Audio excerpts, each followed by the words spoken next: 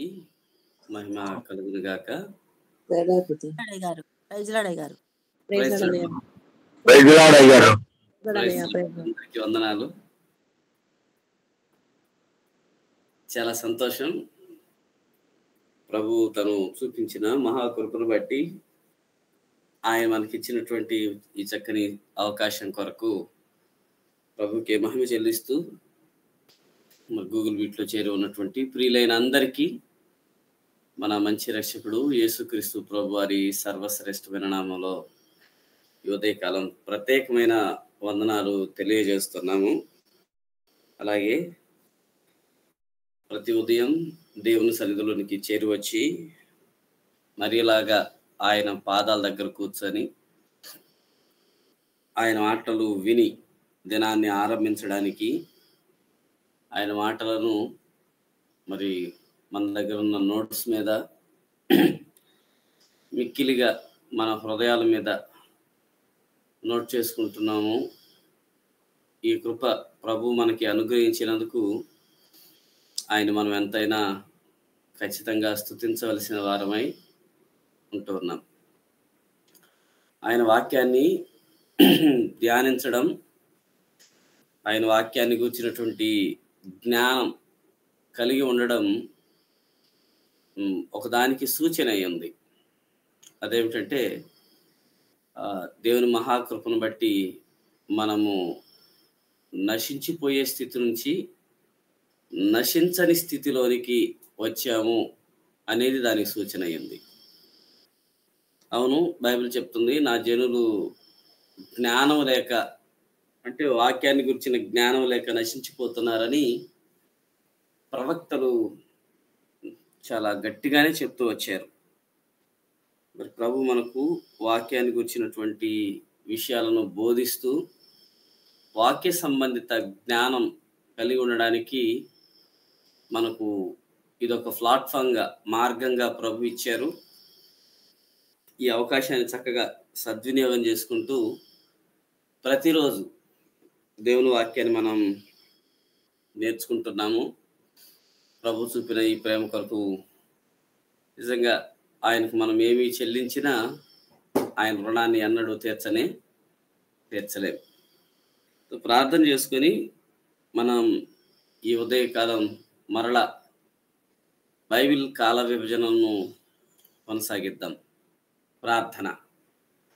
ప్రేమమయుడవైన మా ప్రియమైన మంచి తండ్రి, మీకు కృతజ్ఞతలు స్తుతులు చెల్లిస్తూ మిమ్మల్ని ఘనపరుస్తున్నాము. మా దేవ, మీరు మమ్మల్ని ప్రేమించారు. మరొక రోజును, వాత్సల్యముతో నిండిన మరొక రోజును ఈవిగా మీరు అనుగ్రహించినందుకు స్తోత్రాలు చెల్లిస్తున్నాం. మా తండ్రి ప్రభువా, మరలా మీ పాదాల దగ్గరకు మేము చేరి వచ్చాము. ఆనాడు మీరు చిన్ని సమయలతో మాట్లాడారు, మోషేతో మాట్లాడారు. మాతో కూడా మీరు మాట్లాడడానికి ఇష్టపడుతున్నందుకు స్తోత్రాలు. ప్రభువా, మీరు మాట్లాడుతూ ఉంటుండగా విని నోట్ చేసుకొని వాటిని మా మనసుల్లో భద్రం చేసుకోవడానికి మేము కూడా అంతే ఆసక్తితో, మిక్కిలి ఆనందంతో మీ సన్నిధికి చేరి వచ్చాము. మీరు మీ సహాయాన్ని మీరు మాకు ఇస్తున్నందుకు స్తోత్రాలు. ప్రభువా, మా దగ్గర ఉన్నటువంటి ఈ శబ్దయంత్ర పరికరాలు ఎలాంటి ఇబ్బంది కలిగించకుండా, నెట్ ప్రాబ్లమ్స్ రాకుండా మీరే సహాయం చేసి వాయిస్ కూడా క్లియర్గా అర్థమగునట్లుగా వచ్చినట్లుగా సహాయం చేయండి. మరి బైబిల్లో ఉన్నటువంటి కాల విభజనలు మేము నేర్చుకుంటున్నాము. అవి మా ఆధ్యాత్మిక జీవితాలకు మరింతగా తోడ్పడినట్లుగా సహాయం చేయండి. మీకే మేము చెల్లిస్తున్నాం. చేరి ఉన్న అందరిని బట్టి, మరి ఈ గ్రూప్ను నిర్వహిస్తున్నటువంటి మీ ప్రియ కుమారులు కుటుంబాన్ని బట్టి కూడా మీకు మహిమ చెల్లిస్తూ మిమ్మల్ని గణపరుస్తూ మా మంచి రక్షకుడు సర్వలోకనాథుడైన యేసు ప్రభు వారి శ్రేష్టమైన నామములో ప్రార్థించి మిమ్మల్ని కీర్తించి స్తుతిస్తున్నాము తండ్రి. ఆమేన్. ఆమేన్. ఆమేన్. మంచిది ప్రియులరా, మనం గత 2 తరగతులు బైబిలు కాల విభజన, డిస్పెన్సేషన్ ఆఫ్ ద బైబిల్ అనే ఈ టాపిక్ని మనం వింటూ వస్తున్నాము.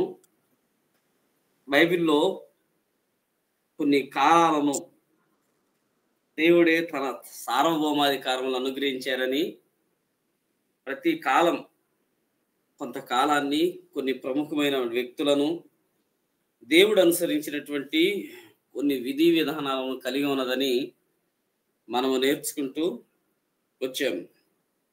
బైబిల్ గ్రంథంలో నిత్యత్వం నుండి నిత్యత్వం వరకు విషయాలు వ్రాయబడ్డప్పటికీ ఈ మధ్య కాలంలో నిత్యత్వం నుండి నిత్యత్వానికి మధ్య కాలంలో 7 ప్రాముఖ్యమైన కాలాలను బైబిల్ మనకి ప్రస్తావన చేస్తున్నది.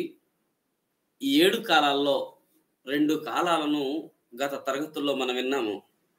ఒకటి నిర్దోషత్వ కాలం. ఆదాము నిర్మించబడింది మొదలుకొని ఆదాము పాపం చేసి ఏదెన్ తోటలో నుండి బయటకు పంపివేయబడిన కాలం వరకు నిర్దోషత్వ కాలం. ఈ కాలాన్ని గురించినటువంటి విషయాలు కూడా మనం విన్నాం. తదుపరి మనసాక్షి కాలం. ఆదాము పాపం చేసి ఏదెన్ నుండి బయటకు పంపివేయబడిన కాలం మొదలుకొని జలప్రళయంతో, నోవాహు కాలంలో జలప్రళయంతో ప్రపంచంలో ఉన్నటువంటి జీవరాశులు అన్ని దేవుడు ఒక్క ఉదుట్ను తుడిచివేశారు. చూశారు, అప్పటి వరకు ఉన్న కాలాన్ని మనసాక్షి కాలం అని అంటారు అని తెలుసుకున్నాం. సో 3వ కాలంని ఈరోజు మనం వింటాం. 3 లేదా 4 ఈ 2 కాలాలని ఈరోజు వినే ప్రయత్నం చేస్తాము సమయానుకూలంగా. సో 3వ కాలం బైబిల్ గ్రంథంలో కాల విభజనలో తెలియజేసిన 3వ కాలం మానవ పరిపాలన కాలం. మానవ పరిపాలన కాలం. దీని ముందు దేవుడు మనస్సాక్షిని ఉపయోగించుకున్నారు. మనస్సాక్షిని ఈ కాలంలో ఒక వ్యక్తి యొక్క పాలనను, మానవ పాలన, ఈ విషయాన్ని ప్రాథమికంగా ఎంచి ఆయన ఈ కాలాన్ని ముందుకు తీసుకుని వెళ్ళినట్లుగా మనము చూస్తాం. సో ఈ కాలం ఆదికాండం 8వ అధ్యాయంతో ఆరంభం అవుతుంది. ఓ రకంగా చెప్పాలంటే 11వ అధ్యాయం చివరికి లేదా 11వ అధ్యాయం 26వ వచనంతో ఈ కాలం ముగించబడుతుంది. భూమి మీద ఉన్నటువంటి సకల జీవరాశులు జల ప్రళయంతో నాశనం చేయబడ్డాయి. దేవుడు ఆదాముతో తాను చేసిన వాగ్దానాన్ని నెరవేర్చడానికి, కొనసాగించడానికి, భూమిపై మానవ జాతిని పునః ప్రారంభించడానికి నోవాహు కుటుంబాన్ని ఆయన రక్షించాడు. గత తరగతిలో మనం విన్నాము, నోవాహుకు దేవుని కృప పొందుకున్నాడు. దేవుని కృప. నోవాహు కూడా మంచిగానే జీవించాడు. కానీ బైబిల్ మనకు చెప్పే అద్భుతమైన సత్యం, నోవాహు దేవుని కృపను పొందుకున్నవాడు అయ్యాడు అని. ఆ కారణం చేత ప్రభు నోవాహును, నోవాహు కుటుంబాన్ని అంటే 8 మందిని రక్షించి ఆ జలప్రళయ బారి నుండి కాపాడాడు. అద్భుతమైన విషయం, ఏ నీరు అయితే భూమి మీద ఉన్న సకల జీవరాశులను నాశనం చేసిందో, అదే నీరు దేవుని మాట విని దేవునికి విధేయత చూపించి దేవుని కృపను పొందుకున్నటువంటి నోవాహు కుటుంబాన్ని వారు ఓడలో ఉన్న కారణం చేత అదే నీరు రక్షించింది. ఇదే మాటను పేతురు భక్తుడు తన పత్రికలో ప్రస్తావన చేస్తూ వస్తాడు. దేవుడు ఈ కుటుంబాన్ని రక్షించి వారికి కొన్ని వాగ్దానాలను, కొన్ని ఆజ్ఞలను ఇచ్చాడు అని గత తరగతిలో మనం విన్నాం ఈ మాటల్ని. 8వ అధ్యాయం 21వ వచనంలో, నోవాహు, నేను మరల భూమిని శపించను. కాబట్టి మీరు, మీ కుటుంబం భూమిని ప్రజలతో నింపాలి, మీరు అభివృద్ధి చెందాలి, మీరు ఫలించాలి, ఈ భూమిని నింపాలి అని 9వ అధ్యాయం 1వ వచనంలో ఒక ఆజ్ఞలాగా దేవుడు వారికి ఈ మాటలు సెలవిచ్చాడు. భూమి మీద ఉన్నటువంటి సకల జంతు సృష్టిపై మానవుని ఆధిపత్యం వీరు కొనసాగించాలి. ఆదాముకి ఇవ్వబడినటువంటి ఆజ్ఞ ఇదే కదా. సో జలప్రళయం తర్వాత వారు మాంసం కూడా తినడానికి దేవుడు అనుమతించాడు. 9వ అధ్యాయం 4వ వచనం చదివినప్పుడు మనకు ఆ విషయం అర్థమవుతుంది. ఆదికాండం 1వ అధ్యాయంలో మానవులకు ఫ్రూట్స్ లేకపోతే శాకాహారం వారికి ఇవ్వబడింది. ఆహారంగా శాకాహారం ఇవ్వబడింది. కానీ జలప్రళయం తదుపరి శాకాహారంతో పాటు మాంసాహారం కూడా మీరు తినొచ్చు అని దేవుడు వారికి ప్రత్యేకమైనటువంటి అనుమతిని 9వ అధ్యాయం 4వ వచనంలో ఇవ్వటం మనం చూస్తాం. 9వ అధ్యాయం 5వ వచనంలో మరణ చట్టం వారికి ఇవ్వబడింది. ఓ మనిషిని ఏమాత్రం చంపకూడదు. మనిషి తన సాటి సహోదరుణ్ణి చంపటం మహాఘోరం. ఎందుకు అంటే అతడు కూడా దేవుని రూపాన్నే కలిగి ఉన్నాడు కనుక, దేవుని స్వరూపం అతనికి ఉంది కాబట్టి నీవు దేవుని స్వరూపం కలిగి ఉన్నావు. అవతల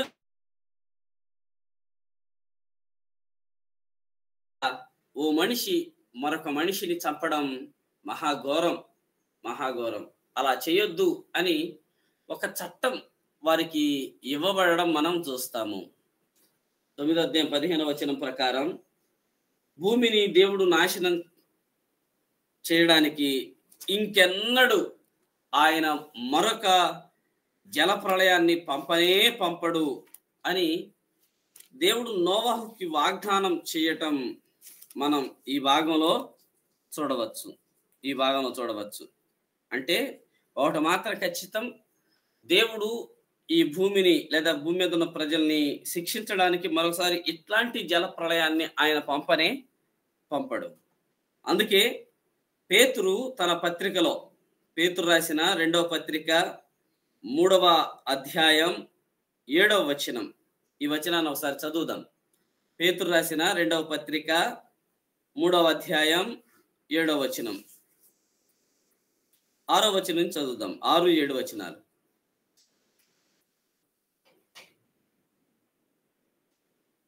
చదువుతున్నారా ఎవరైనా?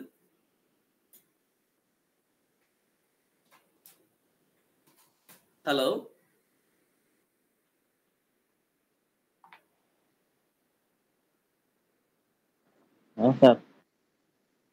చదవండి. పేతురు రాసిన 2వ పత్రిక 3వ అధ్యాయం 6, 7 వచనాలు.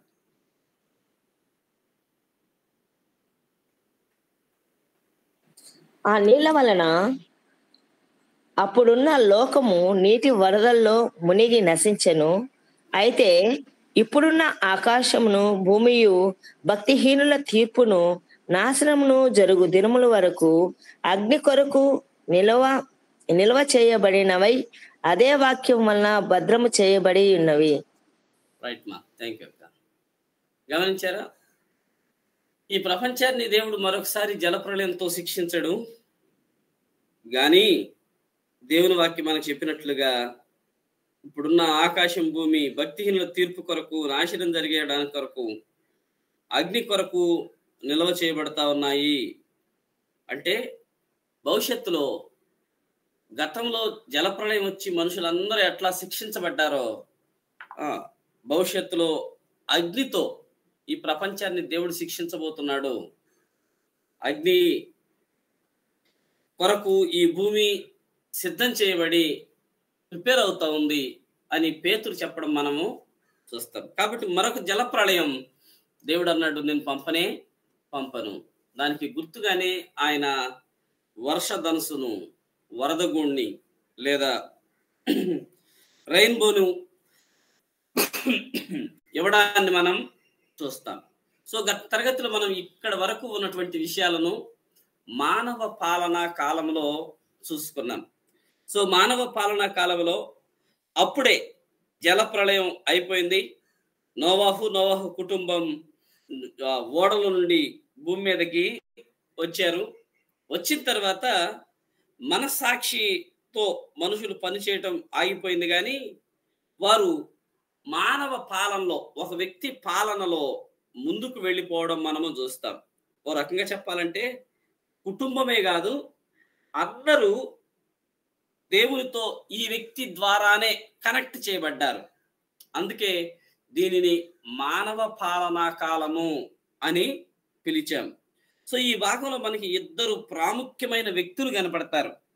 ఈ కాలంలో ఇద్దరు ప్రాముఖ్యమైన వ్యక్తులు. ఆదికాండం 8వ అధ్యాయం నుండి 11వ అధ్యాయం వరకు ఇద్దరు ప్రాముఖ్యమైన వ్యక్తులను మనం చూస్తాం. ఒక వ్యక్తి ప్రత్యేకంగా మనకి పైకి కనబడతాడు, మరొక వ్యక్తి ప్రత్యేకంగా బైబిల్లో మనకేమీ కనబడడు. కానీ అతని ప్రాముఖ్యత చాలా ఎక్కువే అని చెప్పవచ్చు. ఆ ఇద్దరు వ్యక్తుల్లో ఒకళ్ళు నోవాహు అయి ఉండగా, రెండవ వ్యక్తి నిమ్రోదు అనే వ్యక్తి. 10వ అధ్యాయం 8వ వచనంలో అతను గూర్చినటువంటి మాటను మనము చూస్తాం. 10వ అధ్యాయం 8, 9 వచనాలు చదువుతారు ఒకసారి. కూషు నిమ్రోదును కనెను, అతడు భూమి మీద పరాక్రమశాలి అయి ఉండుటకు ఆరంభించెను. అతడు యెహోవా ఎదుట పరాక్రమం గల వేటగాడు కాబట్టి యెహోవా ఎదుట పరాక్రమం గల వేటగాడైన నిమ్రోదు వలె అను లోకోక్తి గలదు. సల్మా. సో వీళ్ళిద్దరు ఈ కాలంలో వీళ్ళిద్దరిని మనం ప్రాముఖ్యమైన వ్యక్తులుగా తీసుకొనవచ్చు. నోవహు, నిమ్రోదు. సో వీరిద్దరి పాలనలో ప్రజలు నడవడం మనం చూస్తాం. నోవహు కాలంలో నోవహు ద్వారా తన 3 కుమారులు, వారికి పుట్టిన పిల్లలు, సో వీరందరినీ నోవహే నడిపించాడు. కానీ తర్వాత వంశాలు పెరుగుతూ వచ్చే 10వ అధ్యాయంలో చాలా ప్రాముఖ్యమైన అధ్యాయం ఆదికాండం 10వ అధ్యాయం.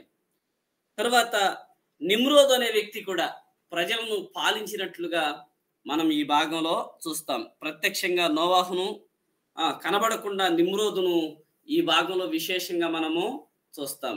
సో ఈ కాలంలో మనం నేర్చుకునే మరికొన్ని సంగతులను చూడండి. ఈ కాలంలో మనిషికి ఒక బాధ్యత ఇవ్వబడింది. మరలా చెప్తున్నాం, ప్రతి కాలంలో మనిషికి దేవుడిచ్చిన ప్రత్యేక బాధ్యతను దేవుడు ప్రస్తావన చేస్తూ వస్తాడు. సో ఈ కాలంలో పాలనా కాలంలో మానవులకు ఉన్నటువంటి ఒక బాధ్యత ఇదే. 9వ అధ్యాయం 1వ వచనం. దేవుడైన యెహోవా ఇట్లా అన్నారు, నోవాహును అతని కుమారులను ఆశీర్వదించి మీరు ఫలించండి, అభివృద్ధి పొందండి, భూమిని నింపండి అని చెప్తూ వచ్చాడు. భూమిని నింపడం మానవుని బాధ్యత. ఎందుకని? మరి వీళ్ళే ఉన్నారు, మిగతా వారందరూ చనిపోయారు, దేవుని శిక్షాదరణ కిందకు వచ్చారు, జలప్రళయంలో గతించిపోయారు. నోవాహు 3 కుమారులే ఉన్నారు. అంటే 4 ఫ్యామిలీసే భూమి మీద ఉన్నాయి. వీరిప్పుడు సంతానం కలిగి ఫలించాలి, అభివృద్ధి పొందాలి. ఎంత అభివృద్ధి పొందాలంటే భూమిని నింపేంతగా అభివృద్ధి పొందాలి. వీరి సంతానంతో భూమి నింపబడాలి. అది మానవులకు దేవుడు ఇచ్చినటువంటి బాధ్యత. ఈ బాధ్యతతో పాటు మరొక బాధ్యతను కూడా ప్రభు ఇచ్చారు. 9వ అధ్యాయం 6వ వచనంలో ఈ మాటను చూస్తాం. నరుని రక్తమును చిందించు వాని రక్తం నరుని వలననే చిందింపబడును, ఎందుకంటే దేవుడు తన స్వరూపమందు నరుని చేశాడు అని ఈ వచనం చెప్తుంది. సో ఈ వచనం ప్రకారం మానవ పాలనా కాలంలో దేవుడు మనిషికి ఇచ్చిన ఒక గొప్ప బాధ్యత ఏమిటంటే, తన ఎదురున్న మనిషి కూడా తనలాగే దేవుని స్వరూపమందు చేయబడ్డాడు అనేటువంటి జ్ఞానాన్ని మనిషి కలిగి ఉండాలి. ఇందాకే మనం విన్నాం ఈ మాటని. ఒక వ్యక్తి తన ఎదుటి వ్యక్తిని చూస్తున్నప్పుడు అతని మనసులో స్ఫురించాల్సిన ఒక ఆలోచన, ఈ వ్యక్తి కూడా నాలాగే దేవుని స్వరూపాన్ని కలిగి ఉన్నాడు, దేవుని చేత ఇతడు చేయబడ్డాడు అనేటువంటి ఆలోచన మనిషికి రావాలి. ఈ ఆలోచన కలిగి ఉండటం దేవుడు మనిషికి ఇచ్చిన ఒక గొప్ప బాధ్యత. దీన్ని విస్మరించడానికి ఏమాత్రం అవకాశం లేనే లేదు. సో మానవ పాలనా కాలంలో మానవునికి ఉన్నటువంటి 2 బాధ్యతలు ఇవి. భూమిని నింపాలి, మనుషులకు దేవుడి యొక్క స్వరూపం ఉంది కాబట్టి నేను వాళ్ళని చంపకూడదు అనేటువంటి బాధ్యతను మనిషి కలిగి ఉండాలి.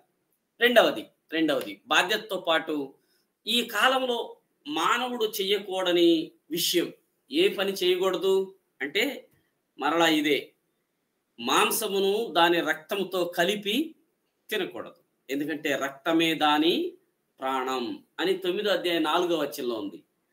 సో దేవుడు వీరికి మాంసాహారానికి అనుమతించాడు, అయితే మాంసాన్ని రక్తంతో కలిపి తినకూడదు. ఒకవేళ ఎవరైతే మాంసాన్ని రక్తంతో కలిపి తింటారో వారికి ప్రాణదోషం, అంటే ఆ జంతువు యొక్క ప్రాణదోషం ఉంటుంది అన్నట్టు లెక్క. అందుకే రక్తాన్ని కింద ఒలికించాలని బైబిల్ గ్రంథం తర్వాత కాలంలో మనకి స్పష్టంగా ప్రస్తావన చేయడం మనము చూస్తాం. ధర్మశాస్త్ర కాలంలో కూడా ఒక జంతువును దేవుని సన్నిధికి తీసుకుని వచ్చినప్పుడు దాని రక్తాన్ని నేలను ఒలికించాలి, చెమర్చబడాలి, చిలకరించబడాలి, స్ప్రింక్లింగ్ చేయబడాలి, కానీ దాన్ని తినడానికి వీల్లేదు, ఎందుకంటే రక్తమే ప్రాణం. కనుక సేమ్ ఇట్లాంటి ఆజ్ఞని మానవ పాలనా కాలంలో కూడా దేవుడు ఇచ్చాడు.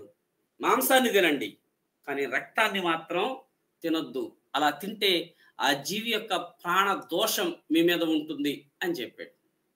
రెండవది, ఈ కాలంలో చేయకూడని రెండవ పని ఏమిటంటే నరహత్య చేయకూడదు. అది మనిషి చేత మనిషి చంపబడకూడదు. హత్య చేయటం మహాపాపం. ఓ రకంగా చెప్పాలంటే అది దారుణం. దేవుడు ఆ వ్యక్తికి ఇచ్చినటువంటి జీవితాన్ని మనం నాశనం చేయడానికి, మనం చిదిపేయడానికి మనకు అధికారం లేనే లేదు. ఆ పని చేయకూడదు. అది ఎంత కోపమైనా, కయ్యేను కోపపడి తన తమ్ముడిని హేబేలును చంపినట్లుగా ఆ పని చేయడం దారుణం, దారుణం. అందుకే ఆ పని చేసిన వ్యక్తిని దేవుడు ప్రశ్నించాడని మనం విన్నాం మన సాక్షి కాలంలో. నీ తమ్ముడైన హేబేలు ఎక్కడ? కయ్యను ఎక్కడ? నీ బ్రదర్ ఎక్కడ? నీ పొరుగువాడు ఎక్కడ? నీతో కలిసి ఉండవలసిన వ్యక్తి ఎక్కడ అని ఆయన ప్రశ్నించారు. ఎందుకంటే ఇద్దరికి దేవుని స్వరూపము, లేకపోతే ఇద్దరు దేవుని ఆత్మను కలిగి ఉన్నారు కాబట్టి ఈ కాలంలో మానవుడు నరహత్య చేయకూడదని దేవుడు వారికి ఆజ్ఞాపించడం మనము చూస్తాం. మూడవ విషయం, మానవ పాలనా కాలంలో మనిషికి దేవునికి మధ్య సంబంధం ఈ మానవ పాలకుని ద్వారానే ఇవ్వబడింది. ఆ పర్సన్ ద్వారా. అంటే నోవాహు కాలంలో, ఉదాహరణకు నోవాహు నుండి నిమ్రోద్ దాకా అనుకున్నాము, దేవుడు త్రూ నోవాహు ద్వారానే ప్రజలతో సంబంధం కలిగి ఉన్నాడు. ఒకవేళ ప్రజలు దేవునితో సంబంధం కలిగి ఉండాలన్నా కూడా నోవాహు ద్వారానే. ఒకవేళ దేవునితో ఎవరైనా మాట్లాడాలనుకోండి, నోవాహు ద్వారానే. దేవుడు ఎవరితోనైనా మాట్లాడాలనుకోండి, నోవాహు ద్వారానే. మానవుని పాలకుని ద్వారా దేవుడు మనిషితో సంబంధం కలిగి ఉండేవాడు. దీని ముందు కాలంలో మనస్సాక్షితో ఉండేది. ఎవరికి వారే వ్యక్తిగతంగా, మనస్సాక్షి వ్యక్తిగతంగా ఉంటుంది కనుక మనస్సాక్షి ద్వారా దేవుడు మనుషులతో సంబంధం కలిగి ఉండేవాడు. కానీ ఈ పాలనా కాలంలో, మానవ పాలనా కాలంలో పాలకుని ద్వారా దేవుడు మనుషులతో తన సంబంధాన్ని నెరిపాడు, కొనసాగిస్తూ వచ్చాడు. అయితే ఈ కాలాన్ని కూడా మనుషులు తమ ప్రవర్తన ద్వారా ముగింపు పలకడానికి కారకులయ్యారు, విచ్ఛిన్నం చేశారు. దీన్ని కూడా నాశనం వైపుకు తీసుకుని వచ్చారు. ఎట్లాగూ అంటే నిమ్రోదు కాలంలో అది జరగడం మనము చూస్తాం. నోవాహు అయిపోయింది, నిమ్రోదు కాలం వచ్చినప్పుడు జరిగిన ఈ మాట ఇక్కడ రాయబడింది. ఆదికాండము 11వ అధ్యాయం. మనము భూమి అంతటా చెదిరిపోకుండా ఒక పట్టణాన్ని, ఆకాశం అంటే గోపురాన్ని కడదాం రండి అని, పేరు సంపాదించుకుందాం రండి అని మాట్లాడుకొని ఇటుకలు బాగా కాల్చడం, వారు రాళ్ళకు ప్రతిగా ఇటుకల్ని, అడుసుని, మట్టి కీలును వారికి ఉన్నాయి కనుక ఆకాశాన్నంటే గోపురాన్ని కట్టుకోవడానికి వారు ప్రయత్నం చేశారు. సో ఈ మాట చూడండి, మనము భూమి అన్నంతటా చెదరి పోకుండా ఒక గోపురాన్ని కట్టుకున్నాము, ఒక పట్టణాన్ని కట్టుకున్నాము అని వారు మాట్లాడుకోవటం ఎంత దారుణమైన ఆలోచన, ఎంత భయంకరమైన విషయం. మానవ పాలనా కాలంలో దేవుడు మనిషికి ఇచ్చిన బాధ్యత ఇందాక విన్నాం, వాళ్ళు ఫలించాలి, అభివృద్ధి చెందాలి, భూమిని నింపాలి. భూమిని నింపాలి అంటే వారు భూమి అన్నంతటా చెదరిపోవాలి, అంటే స్ప్రెడ్ అవ్వాలి. కానీ మనుషులు అనుకున్నారు మనం అంతా వద్దు, ఇక్కడే ఉన్నాం. ఇక్కడే ఈ విషయం నిమ్రోదు పరిపాలనలో జరిగింది. నిమ్రోదు నాయకుడై ఉన్నాడు. నిమ్రోదు ప్రజలపై అధికారిగా ప్రజల్ని రూలింగ్ చేస్తూ ఉన్నాడు. అతని పాలనలో అతడే ఖచ్చితంగా ప్రజలకు ఎట్లా చెప్పి ఉంటాడు, దాన్ని కడదాం, ఒక శిఖరం కడదాం, ఆకాశం అంటే గోపురం కడదాం, ఈ గోపురం కడితే మనకి పేరు వస్తుంది, పేరు సంపాదించుకుందాం అని భూమి అంతటా చెదరిపోకుండా పేరు సంపాదించుకోవడం కోసం వీళ్ళొక భారీ ఆకాశం అనేటువంటి శిఖరం 700 అడుగులు ఉండేదట. 700 అడుగులు అంటే 70 అంతస్తుల బిల్డింగ్తో సమానం. చాలా పెద్దది. ఆకాశమునంటే శిఖరం అని రాయబడింది. ఆకాశమునంటే శిఖరం కడదాం రండి అని. ఒక గోపురాన్ని, ఒక అద్భుతమైన కట్టడం, ఆకాశమునంటే కట్టడం అంటే అది భూమి మీద నుండి ఆకాశంలోనికి వెళ్ళిపోతున్నట్లుగా. మరి 70 అంతస్తులు అంటే మాటలు కాదు కదా. సో వాళ్ళ ఈ ఆలోచన మానవ పాలనా కాల అంతానికి వారు నాంది పలుకుతూ వచ్చారు. అంటే ఈ కాలం యొక్క ప్రాథమికమైన ఉద్దేశాన్ని మనుషులు విచ్ఛిన్నం చేస్తున్నట్లుగా, దాన్ని అసలు పట్టించుకోకుండా వాళ్ళ సొంత ఆలోచనలు చేస్తున్నట్లుగా మనం ఈ భాగంలో చూడవచ్చు. సో ఇట్లాగున మనం భూమి అంతా చెదరిపోకూడదు, మనం చేసే పని వల్ల మనకే పేరు రావాలి అని వారు మానవ పాలనా కాలాన్ని కూడా వ్యర్థం చేసుకుంటున్నట్లుగా ఈ భాగంలో మనము చూడవచ్చు. ఇది ఎంత దారుణమైన ఆలోచన, ఎంత భయంకరమైనటువంటి ఆలోచన. దేవుడేమో భూమిని నింపాలి అని చెప్తే, ఆయన్ని ఘనపరచాలి అని మనం చదువుతూ ఉంటే, వారు చేసిన పని దేవుని మాటకు వ్యతిరేకంగా, మనం భూమిలో చెదిరిపోకూడదు, పేరు మనకే రావాలి, ఇంకెవరో ఎందుకు, మనమే పేరు పొందాలి అని మనుషులు అనుకొని ఈ కాలాన్ని చాలా భయంకరంగా మార్చారు. కారణం అప్పటిలో వీరి పాలకులుగా ఉన్నటువంటి నిమ్రోదే కారణం అన్న విషయాన్ని మనం మనసులో పెట్టుకోవాలి. ప్రియులారా, నిమ్రోదు చాలా భయంకరమైన వ్యక్తి. మీకు మాట చెప్పాలి, ఆదికాండం 10వ అధ్యాయం 8-9 వచనాల్లో నిమ్రోదు ప్రస్తావన మనం చూస్తాం. నిమ్రోదు ప్రస్తావన మొట్టమొదటి మరొక రకంగా చెప్పాలంటే ఒక దుష్టుణ్ణి మనం చూస్తాం. ఇతడు చాలా క్రూరమైన వ్యక్తి, చాలా దుష్టుడు అన్నట్టు. బైబిల్ గ్రంథంలో ఒక మనిషి దుష్టునికి ప్రతీకగా కనబడిన మొట్టమొదటి వ్యక్తి నిమ్రోదే. ఒక మనిషిని దుష్టునికి మారు రూపంగా, ఎగ్జాంపుల్గా చెప్పవలసి వచ్చినప్పుడు బైబిల్ గ్రంథంలో ప్రస్తావించబడిన మొట్టమొదటి వ్యక్తి నిమ్రోదే.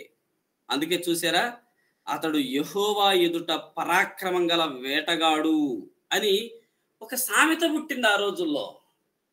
అంటే ఒక రకంగా నేను దేవునికి సమఉజ్జీని అని ప్రజలకు చెప్పుకున్నాడు నిమ్రోదు. దేవునికి సమఉజ్జీని అని. ఇతడు పరాక్రమం గల వేటగాడు అని చూస్తాను. ప్రియులారా, ఇతడు ఒక దారుణమైన వ్యక్తి. ఇతని భార్య పేరు సెమీరామిస్. నిమ్రోదు భార్య పేరు సెమీరామిస్. చరిత్రలో వీరిద్దరిని గురించిన విషయాలు ఉంటాయి. ఇతడు ఎంత దారుణమైన మనిషి అంటే ప్రజలకి ఇట్లా చెప్పాడు, నేను చాలా పరాక్రమం కలిగిన వాడిని, దేవునితో ఢీ కొట్టగలిగిన వాడిని నేనే అని చెప్పుకున్నాడు. దేవునితో ఢీ కొట్టగలిగిన వాడిని నేనే. మనం మనకిష్టం వచ్చినట్టుగా బ్రతకాలి, మనం అనుకునేది జరగాలి, పేరు మనకే రావాలి అనుకొని ఇతడు ప్రజలను బహు నీచమైన స్థితిలోనికి తీసుకుని వెళ్ళాడు. ఈ మాట చెప్పనియాలి. నిమ్రోదు భార్య పేరు సెమీరామిస్. నిమ్రోదు తల్లి పేరు సెమీరామిస్. భార్య పేరు అదే, తల్లి పేరు కూడా అదే. అంటే ఇద్దరు వ్యక్తుల కాదు, ఇద్దరు ఒకళ్ళే. అంటే నిమ్రోదు తన సొంత తల్లినే పెళ్లి చేసుకున్నాడు. కన్న తల్లిని పెళ్లి చేసుకున్న మహాభయంకరమైన వ్యక్తి నిమ్రోదు. ఎంత దారుణమైన విషయం! అమ్మను పెళ్లి చేసుకోవటం ఏంటండి భయంకరంగా? తల్లినే పెళ్లి చేసుకున్నాడు. పెళ్లి చేసుకుని ప్రజలను భయంకరమైన విగ్రహారాధనలోకి నడిపించాడు. మీకు మాట చెప్పాలి, నోవాహు జల ప్రళయానికి ముందు భూమి మీద విగ్రహారాధన లేదు. ఒక విగ్రహాన్ని దేవునిగా ప్రతిష్ఠించి దేవునిగా పూజించిన దాఖలాలు మనం చూడం. కానీ నిమ్రోదు కాలంలో విగ్రహారాధన ఆరంభమైంది. చంద్రదేవుని ఆరాధనలు, సూర్యదేవుని ఆరాధనలు నిమ్రోదు కాలంలోనే ఆరంభమయ్యాయి. నిమ్రోదు కాలంలోనే ఆరంభమవడం మనం చూస్తాం.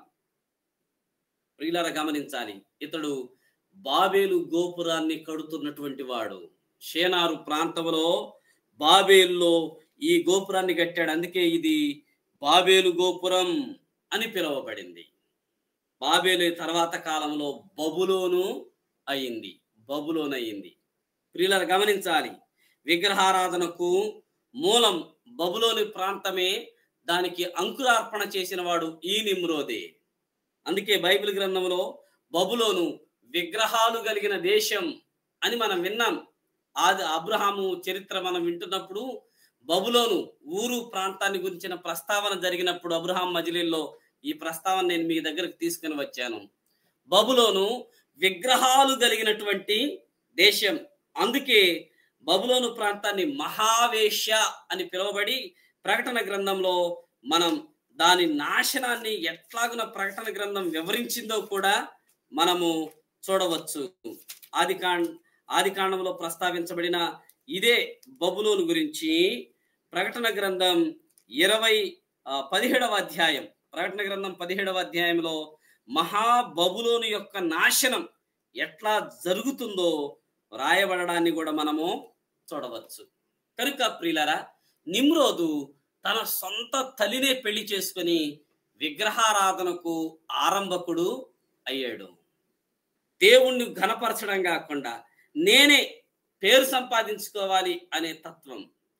దేవుని ఆ పేరు సంపాదించుకోవడం కోసం నేనే దేవుణ్ణి ఢీకొంటాను.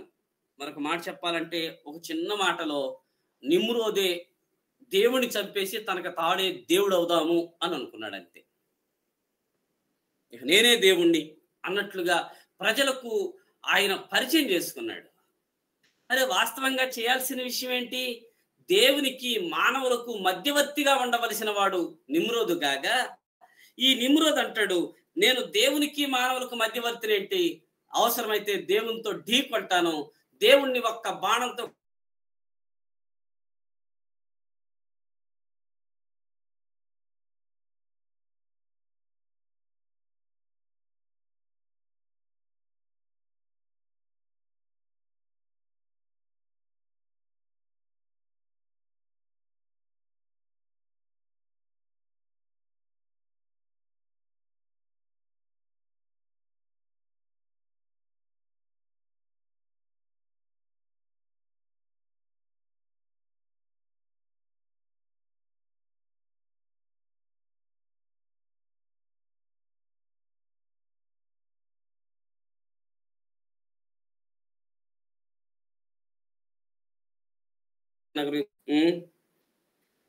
వీళ్ళ ఇంటి దేవుళ్ళను చూస్తాం. సో వీళ్ళందరూ నిమ్రోదుకి ప్రతీకగానే ఉన్నారేమో అనిపిస్తుంది. కనుక మానవ పాలనా కాలం ఎలాగున నిమ్రోదు ద్వారా పతనానికి తీసుకొని రాబడింది. దేవుని ఉద్దేశాన్ని వారు ఉద్దేశపూర్వకంగా మీరుతూ వచ్చారు. ఆ కారణం చేత మానవ పాలనా కాలం ముగింపుకి లేదా విచ్ఛిన్నానికి, నాశనానికి గురైపోయింది అని గుర్తుపెట్టుకోవాలి. అయితే మానవులు దేవుని విధానాన్ని నిరాకరించిన, దేవుని సంకల్పాన్ని నిష్ఫలం చేయాలనుకుంటున్న దేవుడు దానిలో సైతం తన సమకూర్పుని, తన కార్యాన్ని చేస్తూ వచ్చారు. ఈ కాలంలో మానవ పాలనా కాలంలో దేవుని సమకూర్పు ఇట్లా ఉంది.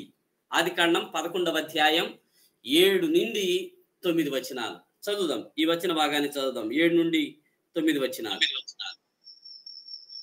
గనుక మనము దిగిపోయి వారిలో ఒకని మాట ఒకనికి తెలియకుండా అక్కడ వారి భాషను తారుమారు చేయడం రండని అనుకునేను. అలాగూ యెహోవా అక్కడ నుండి భూమి అంతటా వారిని చెదరగొట్టెను కనుక వారు ఆ పట్టణమును కట్టుట మానిరి. దానికి బాబేలు అని పేరు పెట్టింది. ఎందుకనగా అక్కడ యెహోవా భూజనులందరి భాషను తారుమారు చేసెను. అక్కడ నుండి యెహోవా భూమి అంతటా వారిని చెదరగొట్టెను. రైట్ మా, థ్యాంక్ యూ. గమనించాలి, ఈ వచనాలు మానవ పాలన కాలంలో మనిషి దేవుని ఇచ్చినటువంటి బాధ్యతను విస్మరించి దేవుని మహిమను దేవునికి చెల్లించక స్వకీయ కీర్తిని కోరుకొని మానవ పరిపాలనా కాలాన్ని విచ్ఛిన్నం చేసి నాశనం వైపు నడిపిస్తున్నప్పుడు దేవుడు కూర్చిన సమకూర్పు వారిని చెదరగొట్టడమే దేవుని సమకూర్పు. ఇది ఎంత అద్భుతమైన విషయం. వారిని చెదరగొట్టేశాడు. మనందరికి బాగా తెలుసు, బాబేలు గోపురం దగ్గర అదే జరిగింది. వారందరూ పేరు సంపాదించుకుందాం అనుకున్నారు, ఆకాశాన్నంటే గోపురం కడదాం అనుకున్నారు, ప్రారంభించారు, బాగానే సాగింది. 700 అడుగులు కట్టారు. చాలా గొప్ప గోపురం, అది చాలా గొప్ప గోపురం. దాని పునాది కొలతే ఒక పక్కన 1200 అడుగుల పొడవు ఉండేదట. దాని పునాది కొలత ఒక పక్క 1200 అడుగుల పొడవు కలిగినటువంటి గోపురం. అది 700 అడుగుల ఎత్తు ఉండేటువంటి గోపురం. అది అంటే 70 అంతస్తుల బిల్డింగ్ లెక్క, చాలా పెద్దది. దేవుడు చూశాడు, ఇట్లయితే తన సంకల్పం నెరవేరదు కాబట్టి ఆయనే దిగి వచ్చాడు, దాన్ని అంతా చూశాడు, భాషలు తారుమారు చేశాడంతే. అక్కడి నుండి భాషలు తారుమారైపోయాయి, జాతులు పుట్టాయి. ఈ అధ్యాయంలో భాషలను బట్టి జాతులు పుట్టాయి. ఏ భాష వచ్చేవాళ్ళు ఆ వైపు వెళ్ళిపోయారు. భూమి అన్నంతటా మనుషులు చెదరగొట్టబడ్డారు. ఎందుకంటే అలా చెదరగొట్టబడితేనే భూమిని మనుషులు నింపగలుగుతారు. అప్పుడే దేవుని ఉద్దేశము, దేవుని చిత్తం అనేది నెరవేరుతుంది. గనక దేవుడు భాషలను అనుమతించాడు. ఒక్క భాష ఎన్నో భాషలుగా మారిపోయింది. ఆయా భాషలు వచ్చిన వారు ఒక జనాంగంగా, ఒక జాతిగా ఆ ప్రదేశాలకు వెళ్ళిపోయారు. మనుషులు చెదరగొట్టబడ్డారు. మానవుడు చెదరగొట్టబడి దేవుని సంకల్పాన్ని నెరవేర్చే దిశకు వారు వెళ్ళడానికి ఆయన సమకూర్చినట్లుగా మనము చూస్తాం. సో ఈ కాలం అంతటిలో మనం చూసే విషయం, మానవ పాలనా కాలంలో మనం చూసే విషయం, మనిషి తిరుగుబాటును మనం చూడవచ్చు. దేవునిపై తిరుగుబాటు చేయటం. నిమ్రోదు చేసింది తిరుగుబాటే. నోవాహు కుమారుడైనటువంటి చిన్న కుమారుడు చేసినటువంటిది తిరుగుబాటే. సో ఇట్లాంటి తిరుగుబాటుకు దేవుడు పరిహారం కూడా ఇచ్చాడు. ఏంటా పరిహారం? ఆదికాండం 12వ అధ్యాయం మొదటి 6 వచనాలు. ఆదికాండం 12వ అధ్యాయంలో ఈ తిరుగుబాటుకు దేవుడిచ్చిన చదవద్దులయ్యా, దేవుడిచ్చిన పరిహారం. నీవు లేచి నీ దేశం నుండి, నీ బంధువుల యొద్ద నుండి, నీ తండ్రి ఇంటి నుండి బయలుదేరి నేను నీకు చూపించే దేశమునకు వెళ్ళుము. నేను గొప్ప జనముగా చేసి నిన్ను ఆశీర్వదించి నీ నామమును గొప్ప చేదును. నీవు ఆశీర్వాదముగా నుండు. నిన్ను ఆశీర్వదించు వారిని ఆశీర్వదించుదును, నిన్ను దూషించు వారిని శపించుదును. భూమి యొక్క సమస్త వంశములు నీ యందు ఆశీర్వదింపబడునని అబ్రహాముతో అనగా యెహోవా అతనితో చెప్పిన ప్రకారం అబ్రాహాము వెళ్ళెను.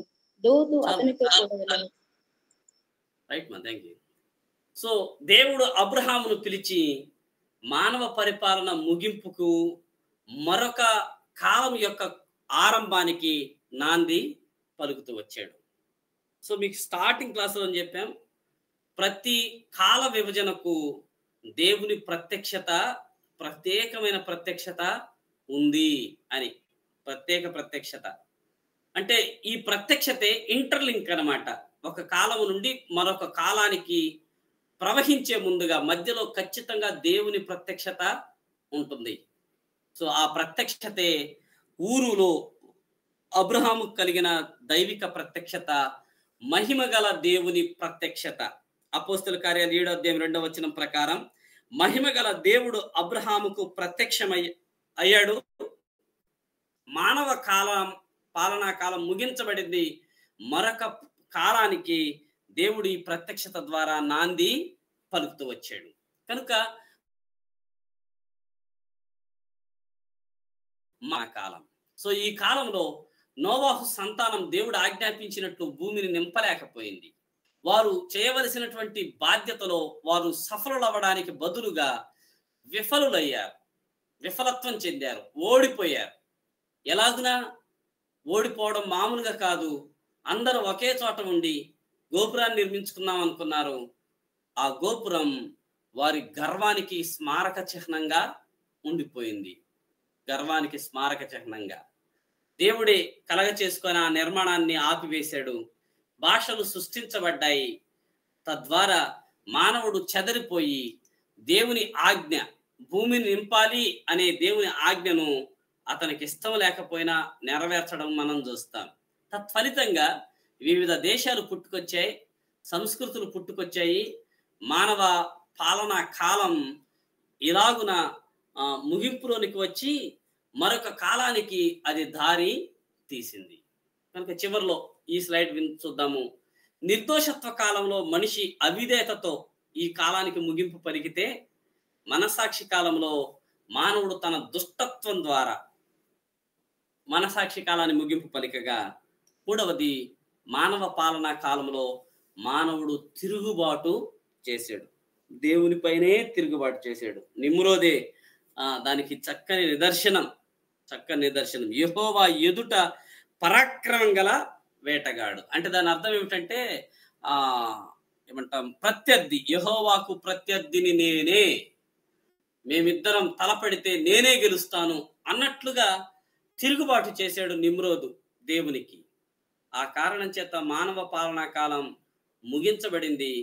దేవుని సమకూర్పులో, దేవుని ప్రత్యేక ప్రత్యక్షతలో మరొక కాలం ఆరంభం అవడం మనం దేవుని వాక్యంలో చూడవచ్చు. మరొక కాలం. సో ఆ కాలమే వాగ్దాన కాలం. సో మూడో దాన్ని మనం ముగించాం, మానవ పాలన కాలం. ఈ కాలంలో దేవుడు మనుషులతో ఆ పాలకుని ద్వారానే మాట్లాడారు, పాలకుని ద్వారా సందర్శించాడు ఆయన.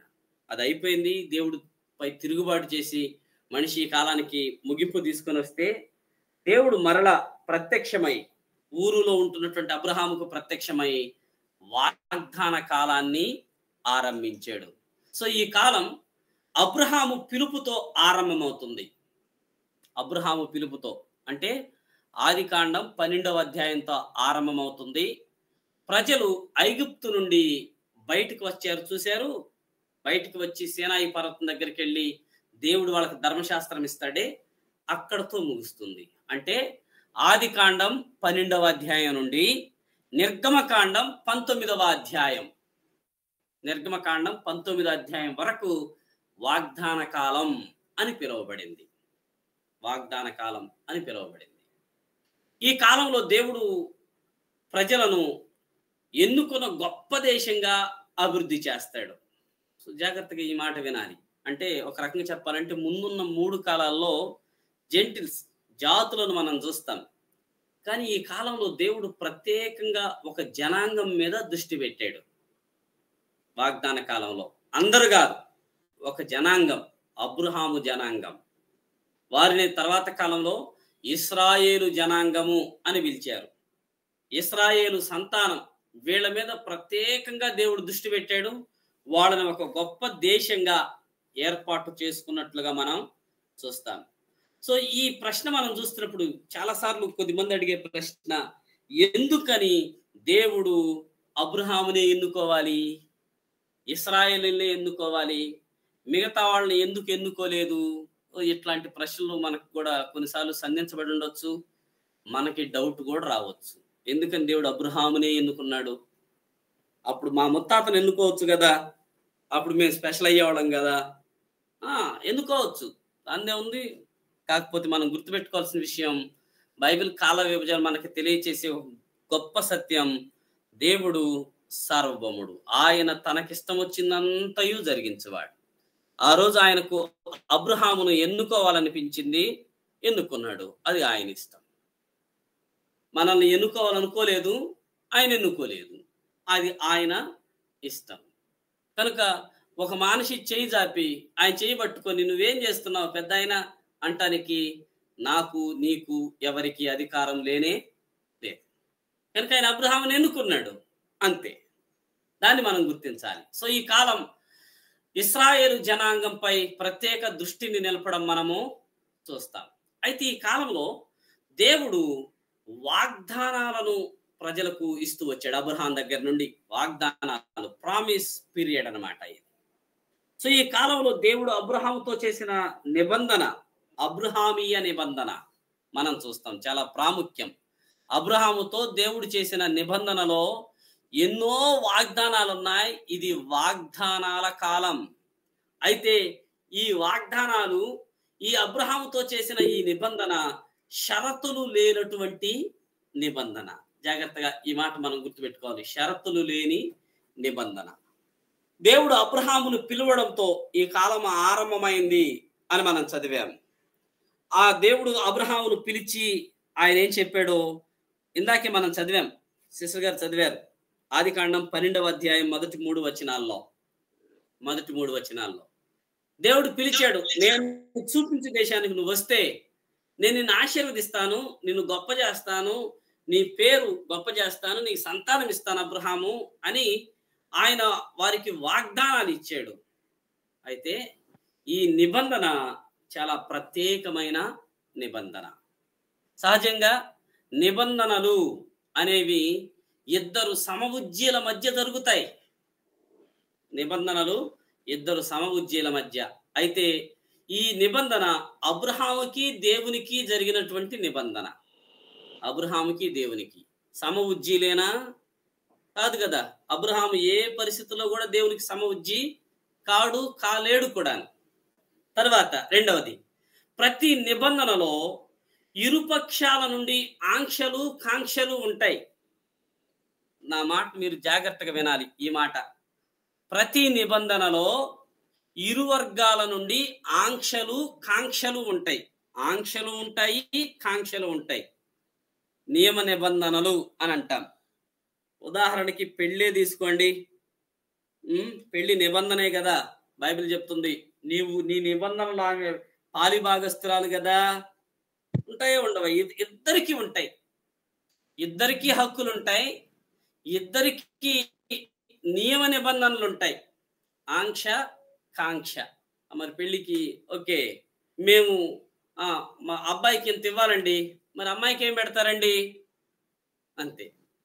ఇది అబ్బాయి చేయాల్సిన పనులు, ఇవి అమ్మాయి చేయాల్సిన పనులు. ఇవి యువతల అబ్బాయి ఇంటి వాళ్ళు చేయాలి, ఇవి అమ్మాయిల ఇంటి వాళ్ళు చేయాలి. సో ఇద్దరికి వర్తిస్తాయి. ప్రాంతాలు మారొచ్చు కానీ, ఈ నిబంధనలు మారొచ్చు కానీ ఖచ్చితంగా ఇద్దరికి నిబంధన ఏమంటాం ఆజ్ఞలు ఉంటాయి. కానీ ఈ షరతులో మీరు గమనించారో లేదో, అబ్రహాము ఎక్కడా కూడా దేవునికి ఆంక్షలు విధించలేదు. ఉన్న ఆంక్షలన్నీ దేవుని వైపు నుండే ఉన్నాయి, దేవుడు చెప్పినవే. కానీ అబ్రహాము, మరి నీ సంగతి ఏంటి? నేను నీ మాట వినాలంటే నువ్వు ఇటు చేస్తే నేను నీ మాట వింటా, లేకపోతే వినా. ఇట్లాంటివి లేవు. ఒక్క వైపు నుండే లబ్ధంతా దేవునిదే, లబ్ధంతా అబ్రహాముది, ప్రయాస దేవునిది. అందుకే ఇది షరతులు లేని నిబంధన. సో ఈ కాలంలో వాగ్దానాలు చాలా ఉన్నాయి, కానీ అబ్రహాముతో దేవుడు చేసిన షరతులు లేని నిబంధనను మనము చూస్తాం. సో కాబట్టి ఈ కాలంలో మనం చూసుకునే ప్రాముఖ్యమైన విషయాలు, అబ్రహాము నుండి దేవుడు ఒక గొప్ప దేశాన్ని బయటికి తీసుకొని రాబోతున్నారు. ఇశ్రాయేలు దేశం. అబ్రహాము మూలపిత్రుడుగా ఇశ్రాయేలు జనాంగం పుట్టబోతుంది. దాన్నే ఆదికాండం మనం చివరిలో చూస్తాం. ఆదికాండంలోను, నిర్గమకాండంలోను. రెండవది, దేవుడు అబ్రహాము పేరుని గొప్ప చేస్తాను అని చెప్పాడు.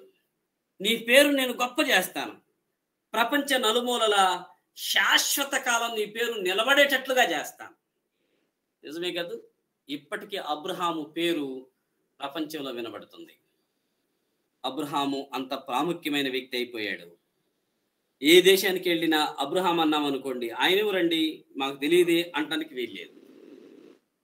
అందుకే అబ్రహాము ప్రపంచంలోని 3 గొప్ప జనాంగాలకు పితరుడుగా మూలంగా పిలువబడుతున్నాడు. క్రైస్తవులకు మూల పితరుడిగా, లేకపోతే క్రైస్తవులకు విశ్వాసులకు తండ్రిగా అబ్రహాము పేరునే ప్రస్తావన చేస్తాం. యూదులకు మూల పితరుడుగా అబ్రహామే. ఏ యూదుని కదిలించి మీ ఆరంభం చెప్పంటే అబ్రహాం దగ్గర నుంచి ఆరంభిస్తాడు. ముస్లింలను కదిలించండి, అబ్రహాము మా జనకుడండి, మా అబ్బా మా అయ్య అని చెప్తారు. సో ఈ 3 జనాంగాలు, ముస్లిం, యూదులు, క్రైస్తవులు, బలమైన జనాంగాలు ప్రపంచంలో. ఈ ముగ్గురికి అబ్రహామే తండ్రిగా పిలువబడడం అద్భుతమైన విషయం. అట్లాగున దేవుడు అబ్రహాము పేరును అలాగున ఇంకా ఒక రకంగా చెప్పాలంటే సువర్ణాక్షరాలతో లిఖించినట్లుగా చేసేసాడంతే. 3వది అబ్రహాము సంతానాన్ని, అప్పటికి అబ్రహాము సంతానం లేరు ఇంకా, కానీ దేవుడు ఆయనకి సంతానం ఇచ్చి ఆ సంతానాన్ని ఆశీర్వదిస్తాడు అని. ఎవరు అబ్రహామును ఆశీర్వదిస్తే వారికి ఆశీర్వాదం. ఒకవేళ అబ్రహామును ఎవరైనా శపించారనుకోండి, ఆ శపించిన సంగతి దేవుడే చూసుకుంటాడు, ఇక మామూలుగా ఉండదు వాళ్ళకి. సో ఈ వాగ్దానాన్ని కూడా దేవుడు అబ్రహాముకి ఇవ్వడం మనము చూస్తాం. అబ్రహాం ద్వారా భూమి మీద ఉన్నటువంటి వంశాలన్నీ ఖచ్చితంగా ఆశీర్వదించబడతాయి అనేటువంటి ఈ వాగ్దానాన్ని కూడా దేవుడు అబ్రహాముకి ఇచ్చాడు. అయితే అబ్రహాముతో దేవుడు చేసినటువంటి నిబంధనకు గుర్తుగా వారికి సున్నతి అనే గుర్తు ఇవ్వబడింది. చిహ్నం ఆదికాండం 17వ అధ్యాయంలో మనం దీన్ని చూస్తాం. అబ్రహాముతో దేవుడు చేసిన నిబంధన గుర్తు సున్నతి. అందుకే 17వ అధ్యాయంలో దేవుడు చెప్తాడు, నీ పురుషుల్లో, నీ ఇంట పుట్టిన వాళ్ళలో, వెండితో కొనబడిన వారిలో ప్రతి పురుషుడు ఖచ్చితంగా సున్నతి చేయించుకోవాలి. ప్రతి పురుషుడు ఖచ్చితంగా సున్నతి చేయించుకోవాలి. ఎవరైతే సున్నతి చేయబడరో వారు కొట్టివేయబడతారు. ఇకంతే, అంటే చచ్చిపోతారని చెప్పాడు. ఆ రోజే, దేవుడు చెప్పిన రోజే అబ్రహాము అందరికీ సున్నతి చేస్తాడు. ఆయన కూడా చేసుకుంటాడు ముసలి వయసులో. 13 సంవత్సరాల ఇస్మాయిల్కి చేస్తాడు. అందుకే ముస్లిమ్స్ వారి మగపిల్లలకు సున్నతి చేయిస్తారు, ఒడుగులు అంటాం. 13వ సంవత్సరం వచ్చినప్పుడు చేస్తారు. కారణం ఏంటి? ఇస్మాయిల్కి అప్పుడు చేశారు కనుక. కానీ యూదులు బాబు పుట్టిన 8వ రోజే సున్నతి చేస్తారని దేవుని వాక్యలో మనము చూస్తాము. కనుక సో ఈ సున్నతి సంస్కారాన్ని, లేకపోతే ఈ సున్నతి ఆచారాన్ని దేవుడు వారికి ఇవ్వడం మనము చూస్తాం. కనుక దేవుడు అబ్రహాముకి ఇచ్చిన ఈ వాగ్దానం, ఈ నిబంధనలో ఇస్సాకులకి, యాకోబుకి పాలిభాగం ఉంది. అదే నిబంధన వారికి కూడా ఇచ్చాడు. నీ తండ్రితో ఉన్నట్టుగానే, నీ తండ్రికి చేసినట్టుగానే ఇస్సాకు నీకు కూడా, యాకోబు నీ పితరుడైనటువంటి అబ్రహాం ఇస్సాకులకు చేసినట్టుగానే నీకు కూడా నేను చేస్తున్నానని సేమ్ అదే నిబంధనను, అదే వాగ్దానాలను దేవుడు యాకోబుకు కూడా ఇచ్చాడు. తత్కారణం చేత ఇశ్రాయేలు 12 గోత్రాలు ఏర్పడడం, వారు ఒక దేశంగా, ఇశ్రాయేలు దేశంగా పిలువబడడం మనం ఈ కాలంలో చూస్తాం. మొత్తానికి ఇది వాగ్దాన కాలం. ఈ వాగ్దానాలు అబ్రహాముతో ఆరంభమయ్యాయి. ఇది ఒక ప్రత్యేకమైన నిబంధన. ఈ నిబంధన అబ్రహామీయ నిబంధన అని పిలువబడింది. ఈ నిబంధనకు గుర్తుగా పురుషులకు సున్నతి ఇవ్వబడడం ఈ కాలంలో మనము చూస్తాం. ఇది వాగ్దానాల కాలం. అయితే ఈ కాలంలో మరలా మనం యథారీతిగా నేర్చుకునే కొన్ని టాపిక్స్. ఈ కాలంలో మానవుని బాధ్యత ఏంటి? వాగ్దాన కాలం వచ్చాము, 4వ కాలం. ఈ కాలంలో మనిషికి ఉన్న బాధ్యత ఏంటి? ఏం లేదు, ఇంకిదే. నీవు లేచి బయలుదేరి నేను చూపించు దేశానికి వెళ్ళు. ఇంకిదే మనిషి బాధ్యత. దేవుడు చూపించే దేశానికి వెళ్ళాలి, దేవుడు చూపించే దేశంలో ఉండాలి, అంతే. అది బాధ్యత. అందుకే వెంటనే అబ్రహాము మొత్తం లగేజ్ ప్యాక్ చేసి బయలుదేరాడు. ఇక వెళ్ళిపోదాం పదండి. ఆదికాండం 11వ అధ్యాయం 31వ వచనం చివరిలో ఆ మాట ఉంటుంది. కానానుకు వెళ్ళుటకు కల్దీలను ఊరను పట్టణంలో వారితో కూడా బయలుదేరారు అనే మాట చూస్తాం. దేవుడు వెళ్ళమన్నాడు చూపించే దేశానికి. నేను చూపించబో దేశానికి వెళ్ళి అబ్రహాం వెంటనే ఆయన బయలుదేరాడు. దేవుడు చూపించబోయే దేశానికి బయలుదేరాడు. కనుక ఈ కాలంలో దేవుడు చూపించే దేశంలో నివసించి అక్కడే ఉండాలి. మరొక దేశానికి వెళ్ళకూడదు. మరొక దేశానికి వెళ్ళకూడదు. సో ఇది మానవుని బాధ్యత. అయితే ఈ బాధ్యతల్లో దేవుడు వారికి ఇచ్చినటువంటి వాగ్దానాలు ఇవి. వాగ్దాన కాలం కదా. 7 వాగ్దానాలను 7 ఆశీర్వాదాలను దేవుడు అబ్రహాముకి ఇచ్చాడు. ఆదికాండం 12వ అధ్యాయం మొదటి 3 వచనాల్లో ఈ వాగ్దానాలను ఉండడం మనం చూస్తాం. ఈ వాగ్దానాలు 7 గమనించాలి. అయితే ఈ 7లో 3 రకాలైన వాగ్దానాలు ఉన్నాయి. ఆదికాండం 12వ అధ్యాయం మొదటి 3 వచనాల్లో ఇవ్వబడిన 7 ఆశీర్వాదాలన్నివ్వండి, వాగ్దానాలన్నివ్వండి, వీటిలో 3 రకాలుగా విభజన చేయొచ్చు. 3 రకాలు. నెంబర్ 1, మొట్టమొదటిది అబ్రహాముకు మాత్రమే కలిగినటువంటి వాగ్దానాలు. అబ్రహాముకు మాత్రమే.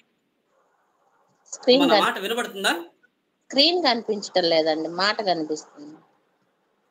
కనిపిస్తుంది అక్క. సిగ్నల్ ప్రాబ్లం ఉందేమో, ఒకసారి రీజాయిన్ అవ్వండి. చూడండి ఒకసారి స్క్రీన్ బాగానే ఉంది. మరి స్క్రీన్ కనిపిస్తుంది సిస్టర్.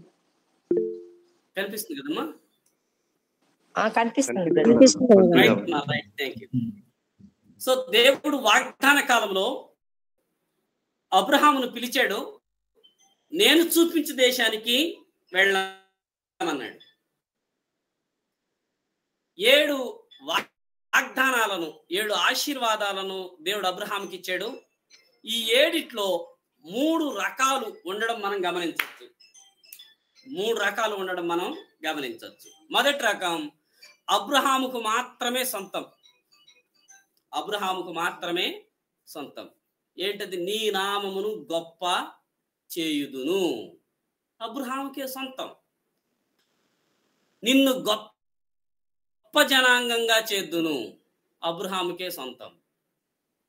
నిన్ను ఆశీర్వదిస్తాను. అబ్రహాముకు సొంతం.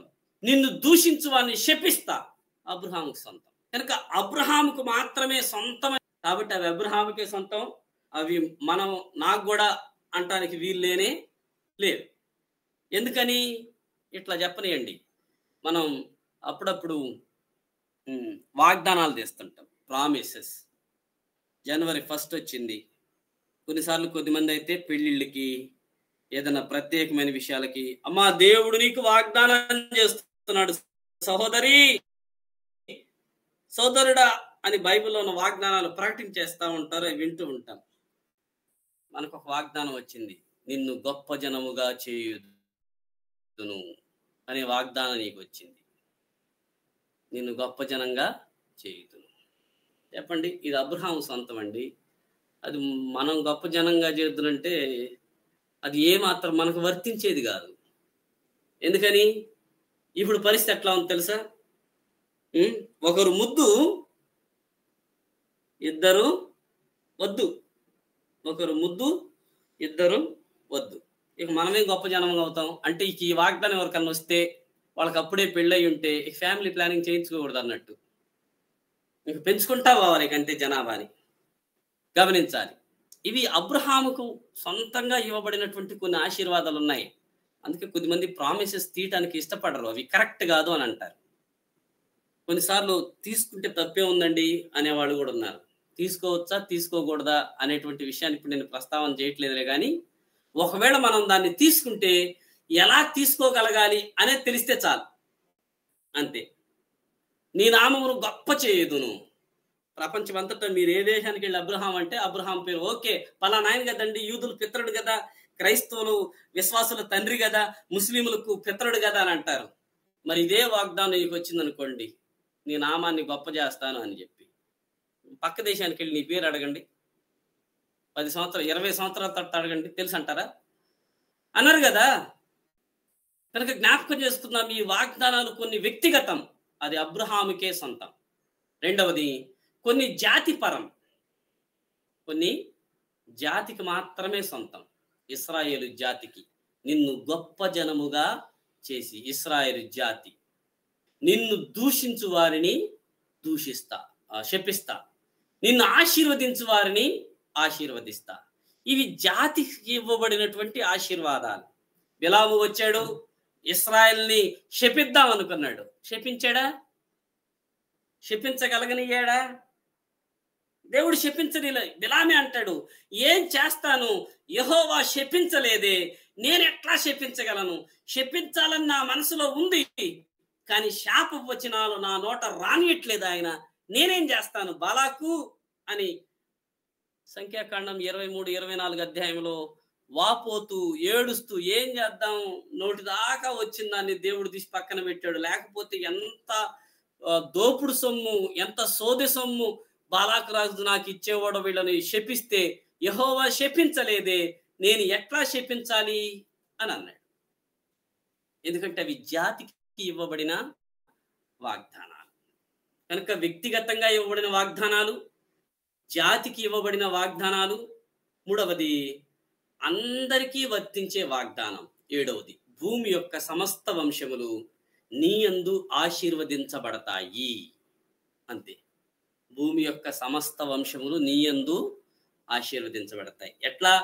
యేసు ప్రభువారి ద్వారా భూమి మీద ఉన్న సమస్త వంశాలు ఆశీర్వదించబడ్డాయి. భూమి మీద సమస్త వంశాలు. అందుకే యేసుక్రీస్తు ప్రభువు వంశావళి అని చెప్పి అబ్రహాము కుమారుడైన దావీదు కుమారుడైన యేసుక్రీస్తు వంశావళి అని స్టార్ట్ చేశాడు మత్తయి. ఎందుకని? యేసుక్రీస్తునందు సమస్త వంశాలు, భూమి యొక్క సమస్త వంశములు, సమస్త జాతులు ఆశీర్వదించబడతాయి. ఈ ఆశీర్వాదం అబ్రహాముకి ఇవ్వబడింది. అది యేసుక్రీస్తు ప్రభువారి ద్వారా ప్రపంచానికి అందించబడింది గనక ఇది అందరికీ సంబంధించిన వాగ్దానం, ఆశీర్వాదం. కనుక వాగ్దానాల ప్రస్తావన ఎప్పుడన్నా మన దగ్గరకు చేరి వచ్చినప్పుడు, లేదా మన వాగ్దానాలు తీసుకునేటప్పుడు అవి వ్యక్తిగత వాగ్దానమా లేదా జాతి వాగ్దానమా, అందరికీ సంబంధించే వాగ్దానమా, అది మనం తెలుసుకోవాలి. కానీ ఇప్పుడు వాగ్దాన కార్డ్స్లకి అట్లాంటివి ఏం ఉండవు అనుకోండి. ఇది వాగ్దానం అయితే చాలు, పక్కనే ఉన్న ఆజ్ఞని తీసి పక్కన పెట్టేసి ఆ వాగ్దానాన్ని ముద్రించేసేస్తారు. అంతే. మనం కూడా దాన్ని తీసుకొని దేవా అని అంటాం. కనుక మనకు వచ్చిన వాగ్దానం దేనికి సంబంధించింది అని చూసుకోవటం చాలా మంచిది. మరొక మాట చెప్పాలంటే, ఇట్లాంటి వాగ్దానాలు మనం కొన్ని ఏమంటాం, వ్యక్తికి ఇవ్వబడినవో జాతికి ఇవ్వబడినవో కాకుండా అందరికీ ఇవ్వబడినటువంటి వాగ్దానాలను ఏరి వాటిని ప్రింట్ చేయించుకోనో లేకపోతే మనమే తయారు చేసో ప్రజలకు అందించడం వల్ల అర్థం ఉంటుంది. అలా కాకపోతే కొన్నిసార్లు పెడార్థాలు వేరుగా ఉండేటువంటి అవకాశాలు కూడా లేకపోలేదు. సరే, ముందుకెళ్ళిపోదాం. వాగ్దాన కాలం మానవుని బాధ్యత. దేవుడు చూపించే దేశానికి వెళ్ళాలి, ఆ దేశంలోనే అతడు ఉండాలి. హెబ్రీ పత్రిక 11:9 చదువుదామా? ఎవరైనా చదవండి. హెబ్రీ పత్రిక 11వ అధ్యాయం 9వ వచనం. విశ్వాసం బట్టి అతడును అతనితో ఆ వాగ్దానమునకు సమాన వారసులైన ఇస్సాకు యాకోబు అనువారును గుడారములలో నివసించుచు అన్యుల దేశంలో ఉన్నట్టుగా వాగ్దానాత దేశంలో పరవాసులైరి. చాలక్క. సో ఈ వచనం గమనించారా? వాగ్దత్త దేశంలో పరవాసులైరి అంటే ఈ వాగ్దాన కాలంలో మనిషి బాధ్యత అంటే అబ్రహాము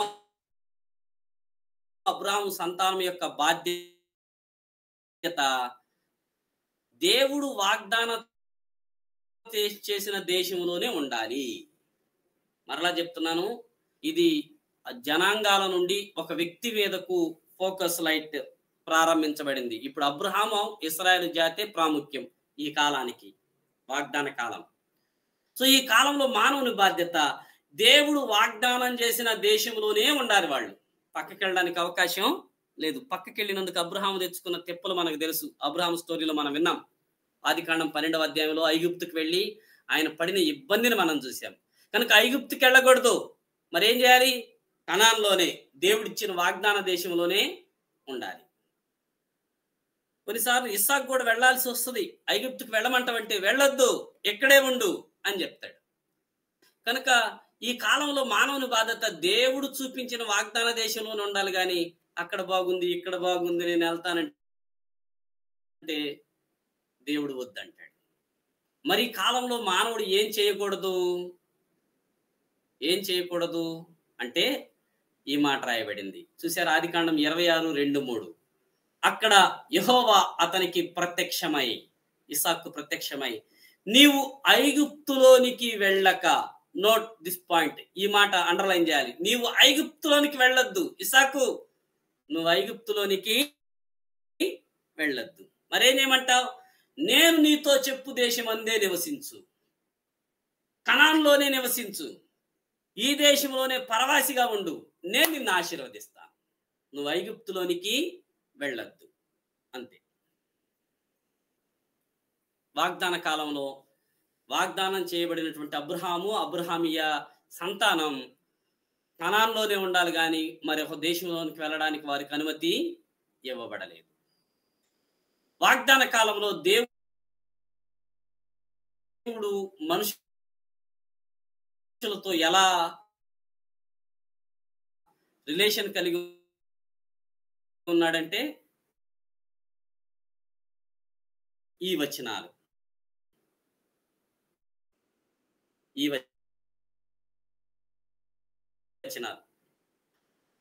ఆదికాండం 25వ అధ్యాయం 21-23 వచనాలు. సో ఈ వీటి బ్యాక్గ్రౌండ్ మనకు తెలుసు. ఇస్సాకు వివాహం అయింది. ఇస్సాకుకు వివాహం అయ్యే నాటికి అతని వయసు 40 సంవత్సరాలు. లేకపోతే రిబ్కా పిల్లలకి అనే నాటికి ఇస్సాకు వయసు 60 సంవత్సరాలు. అంటే లేదు 20 సంవత్సరాలు. 20 సంవత్సరాలకు అక్క రిబ్కా అక్క కలిసింది. అయితే గర్భంలో ఏదో ఇబ్బంది,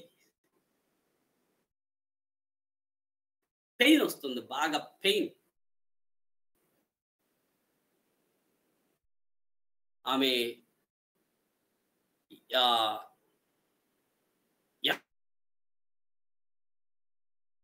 ఎలాంటి ఇబ్బంది ఎదుర్కొందో ఈ భాగంలో వింటారు. ఇస్సాకు భార్య అయినటువంటి రిబ్కా గొడ్రాలుగా ఉండింది. ఆమె విషయమై ఆమె యెహోవా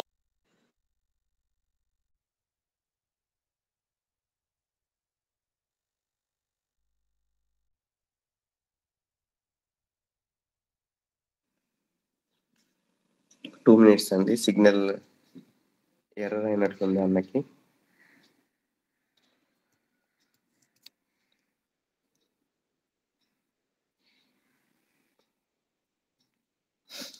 మొదట ఏ కాలం గురించి నేర్చుకున్నాం? మాట్లాడండి. Very good.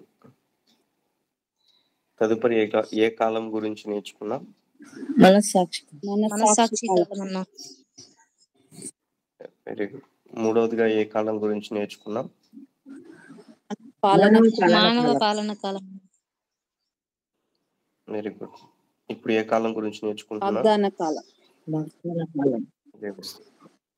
అన్న కంటిన్యూ చేయండి.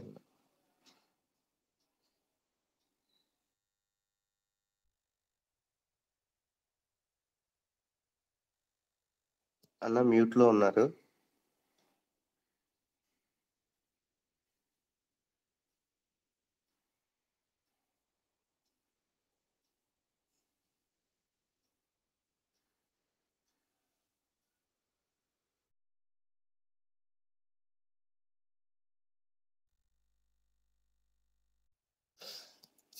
అన్న మీ డివైస్ మ్యూట్ లో ఉంది.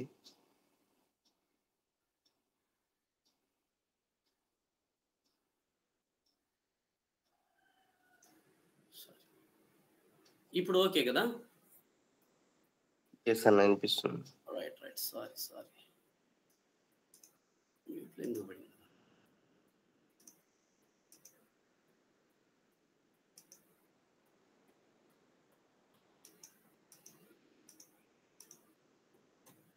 రైట్. తనకున్న ఇబ్బంది పర్లేదు కదా? ఇప్పుడు వినపడుతుంది కదా? వినిపిస్తున్నాను. రైట్. రిబ్కా ఇబ్బంది పడుతుంది, దేవుణ్ణి అడగడానికి వెళ్ళింది. వెళ్ళి ఆమె దేవునితో మాట్లాడింది. అయ్యా, కడుపు నొప్పి వస్తుంది, ఇంత ఇబ్బందిగా ఉంది, ఏంటి విషయం అని అడిగింది. వెంటనే దేవుడు ఆమెతో మాట్లాడాడు అని రాయబడింది బైబిల్లో. ఇప్పుడు ప్రశ్న ఏంటంటే, ఇందాక మీరు స్క్రీన్ సరిగా చూసుంటే సమాధానం అర్థమై ఉంటుంది. యెహోవాను అడగడానికి వెళ్ళింది రిబ్కా అని రాయబడింది. ఎక్కడికి వెళ్ళింది? 2, యెహోవా ఆమెతో మాట్లాడాడు అన్నాడు కదా, ఆయన ఎట్లా మాట్లాడాడు? ఆమె ఎక్కడికి వెళ్ళింది? యెహోవా ఆమెతో ఎట్లా మాట్లాడాడు? దేవుడు మాట్లాడిన మాటలు ఉన్నాయి అక్కడ.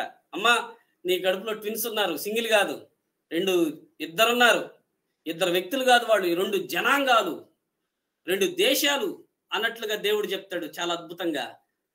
చిన్నవానికి పెద్దవాడు దాసుడవుతాడని కూడా చెప్పాడు. ఆమె సంతోషంగా వెళ్ళింది. ఆమె యెహోవాను అడగడానికి ఎక్కడికి వెళ్ళింది? ఆమెతో యెహోవా ఎట్లా మాట్లాడాడు?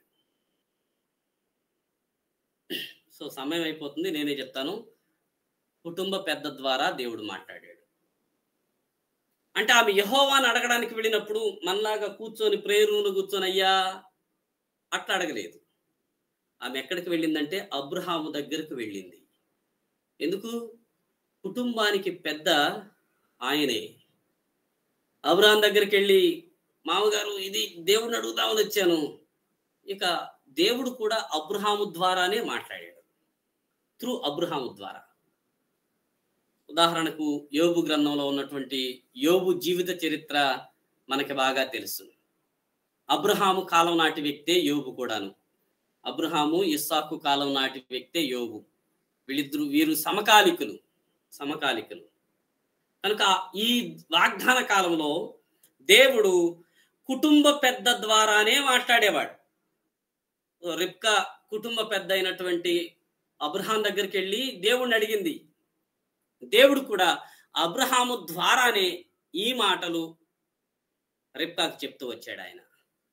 కనుక ఈ కాలంలో మానవులు దేవునితో సంబంధం కలిగి ఉన్నటువంటి విధానం కుటుంబ పెద్ద ద్వారా అయి ఉంది. కుటుంబ పెద్ద ద్వారా. 5వది, అయితే ఈ కాలాన్ని మానవులు నాశనం చేసుకున్నారు. వాగ్దాన కాలాన్ని కూడా మనిషి నాశనం చేసుకున్నాడు. ఎట్లా నాశనం చేశాడు? చూడండి, ఆదికాండం 50వ అధ్యాయం 26వ వచనం. యోసేపు 110 సంవత్సరముల వాడై మృతి పొందెను. వారు సుగంధ ద్రవ్యములతో అతని శవమును సిద్ధపరిచి ఐగుప్తు దేశమందు ఒక పెట్టెలో ఉంచిరి అనే మాట. ఐగుప్తు దేశమందు ఒక పెట్టెలో ఉంచిరి. సో ఆదికాండం చివరి వచనం ఇదే. యోసేపు చనిపోయాడు. సో మనకి ఈ స్టోరీ అంతా బాగా తెలుసు. సో టైం అయిపోయింది కనుక మనం వచ్చే వారం ఈ క్లాస్ని కొనసాగించడానికి ప్రయత్నం చేద్దాం. అబ్రహాము తర్వాత ఇస్సాకు తర్వాత యాకోబుకి 12 మంది పిల్లలు. యోసేపును అమ్మేశారు. యోసేపు కరువు కాలంలో ఉండగా ప్రజలను పోషించాడు. ఆహారం కోసం 10 మంది సోదరులు యోసేపు దగ్గరికి రాగా యోసేపు తనను తాను వారికి బయలుపరుచుకున్నాడు. నేనే మీ బ్రదర్ అయినటువంటి యోసేపు నేనే.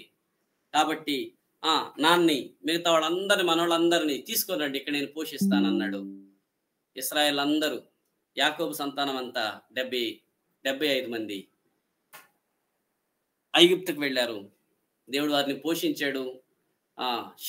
ప్రాంతంలో ఉంచి, గోషేను ప్రాంతంలో ఉంచి చక్కగా వారి పోషణకు సహకరించాడు. అయితే చివరిలో 110 సంవత్సరాల వయసులో యోసేపు చనిపోవడం మనం చూస్తాం. అతని మరణంతో ఇశ్రాయేలీల వాగ్దాన కాలం సంక్లిష్ట పరిస్థితిలోనికి వెళ్ళింది. అక్కడి నుంచి ప్రజలు కొంత అనుమానాలు రేకెత్తించుకున్నారు. ఎందుకంటే యోసేపు చచ్చిపోయాడు కాబట్టి. అప్పటిదాకా యోసేపును బట్టి ప్రజలందరూ ఇశ్రాయేలుని మంచిగానే చూశారు. యోసేపు చనిపోవడంతో పరిస్థితి ఒకంత దారుణంగానే మారిపోయింది. యోసేపుని ఎరగని కొత్త రాజు వచ్చాడు, వారిని ఇబ్బంది పెట్టడం ప్రారంభించాడు, శ్రమ పెట్టాడు, కఠిన సేవ చేయించాడు. ప్రతి పనిలో వారి ప్రాణాలు విసిగిపోయాయి. ఎంతో ఇబ్బందిని వారు ఎదుర్కొన్నారు. ఏంటిది, ఏమి పరిస్థితి అనుకున్నారు. దేవుడు చెప్పిన వాగ్దానాలు ఏమయ్యాయి, దేవుడిచ్చిన ప్రామిసెస్ ఏమయ్యాయి, అవన్నీ మరి మా పితరులు చెప్తున్నప్పుడు బాగానే ఉన్నాయని అన్నారే, కానీ ఇప్పుడు మేమెందుకు వాటిని చూడలేకపోతున్నాం. ఎన్నో అనుమానాలు, ఎన్నో ఇబ్బందుల పరిస్థితులు వారికి సమకూరాయి. అయితే దేవుడు ఈ కాలాన్ని తాను సమకూర్చటం మానలేదు. సో ఈ వాగ్దాన కాలపు కొనసాగింపులో వారు దేవుని వాగ్దానాలని అనుమానించడం ప్రారంభించారు. అందుకే మీకు గుర్తుందా, మోషే కాలంలో మోషేకి దేవుడు ప్రత్యక్షమై నేనే నీ పితరుల దేవుడు అబ్రహాము, ఇస్సాకు, యాకోబు దేవుడు నేనంటే వాళ్ళు అంటారు, అయ్యా వాళ్ళ కాలంలో జరిగిన కార్యాలన్నీ ఇప్పుడెందుకు జరగట్లేదు. ఎంత అనుమానం. వాగ్దాన కాలం అనుమానంతో అంతమొందించుకున్నారు. వారు ప్రాణాలు విసిగిపోయాయి. వారు అనుమాన పడుతున్న దేవుడు తన వాగ్దాన నెరవేర్పు ముందుకు తీసుకుని వెళ్ళడం మానలేదు. ఐగుప్తీయులు వారిని చాలా ఇబ్బంది పెట్టారు. ఇది కూడా దేవుని సమకూర్పే. ఒకవేళ ఐగుప్తీయులు వారిని ఇబ్బంది పెట్టకపోతే, రండి కనానికి వెళ్దాం రండి అని మోషే వచ్చి పిలిస్తే ఎవరన్నా కనానికి బయలుదేరతారా? కూర్చో,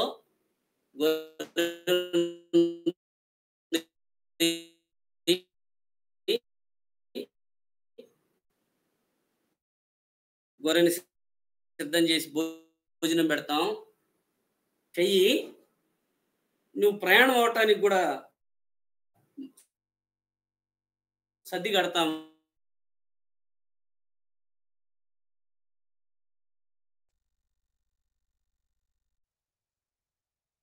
మేము కనానుకు రాం, ఐగుప్తులో ఉంటాం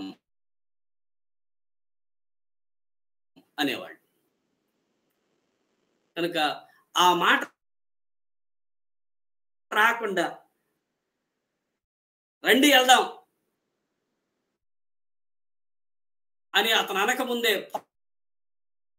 పాదం పదండి అనేటట్లుగా ఇశ్రాయేలీయులు చేసినటువంటి ఇబ్బంది, వారు పెట్టిన శ్రమ ఐగుప్తీయులను ఇబ్బంది పెట్టడం. సో ఇక్కడ మనం ఇక్కడి నుంచి ఆరంభించి ముందు వెళ్ళే ప్రయత్నం.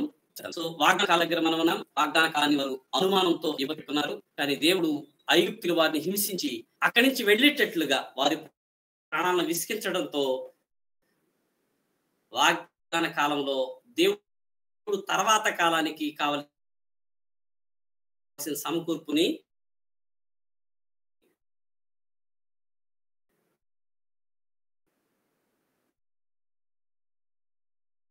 ఇస్తూ వస్తున్నారు.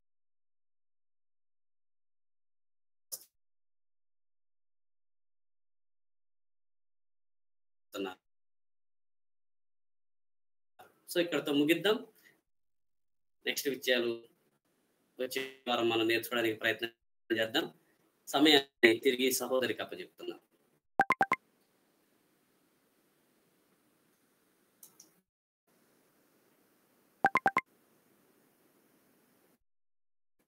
హలో,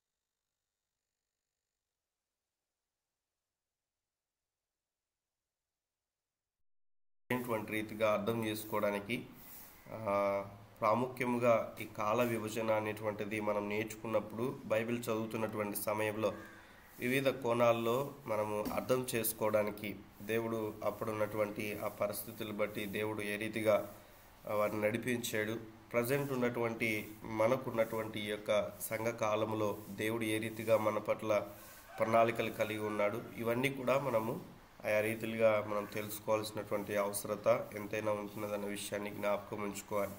కాబట్టి ఈ కాల విభజనలు అనేటువంటివి నేర్చుకోకుండా ఉన్నట్లయితే బైబిల్ని మనం సరైనటువంటి రీతిగా అర్థం చేసుకోలేం. కాబట్టి దైవజనులకి ఈ యొక్క సబ్జెక్ట్ గురించి అడిగినప్పుడు వారు సిద్ధపాటు కలిగి మనకి ప్రతి విషయాన్ని కూడా ఎక్స్ప్లెయిన్ చేస్తూ ఉన్నారు. దేవునికి మహిమ కలుగును గాక.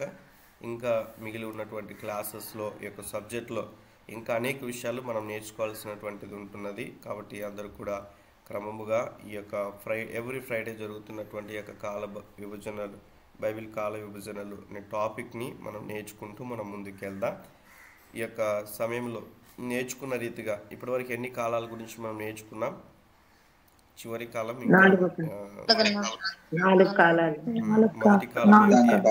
మొదటి కాలం ఏం నేర్చుకున్నారు? నిర్దోషత్వ కాలం. Very good. సెకండ్ మనస్సాక్షి కాలం. మనస్సాక్షి కాలం. మూడవది మానవ పాలన కాలం. నాలుగవదిగా వాగ్దాన కాలం. Very good. ఇంకా అందులో ఇంకా కొన్ని విషయాలు ఉన్నాయి నేర్చుకోవాల్సినటువంటిది. సమయమైంది కాబట్టి మనం క్లోజ్ చేసుకుని ఉంటున్నాం. నెక్స్ట్ వీక్ మనం వాటిని కంటిన్యూ చేసుకుందాం. ఈ విషయాలు గుర్తుంచుకోనండి. ఈ ఉదయకాల సమయంలో ఇప్పటివరకు జరిగిన ఆరాధనను బట్టి, జరిగినటువంటి క్లాస్ నిమిత్తమై, దైవజనులను బట్టి, పరిచర్యను బట్టి, కుటుంబమును బట్టి, అదే రీతిగా వచ్చిన ప్రతి ఒక్కరిని బట్టి దేవుని యొక్క వాక్యమును ఎత్తి పట్టుకొని ఎవరైనా ఒకరు చివరి ప్రార్థన చేయాలని ప్రభు పేరిట మనం చేస్తా ఉన్నాం.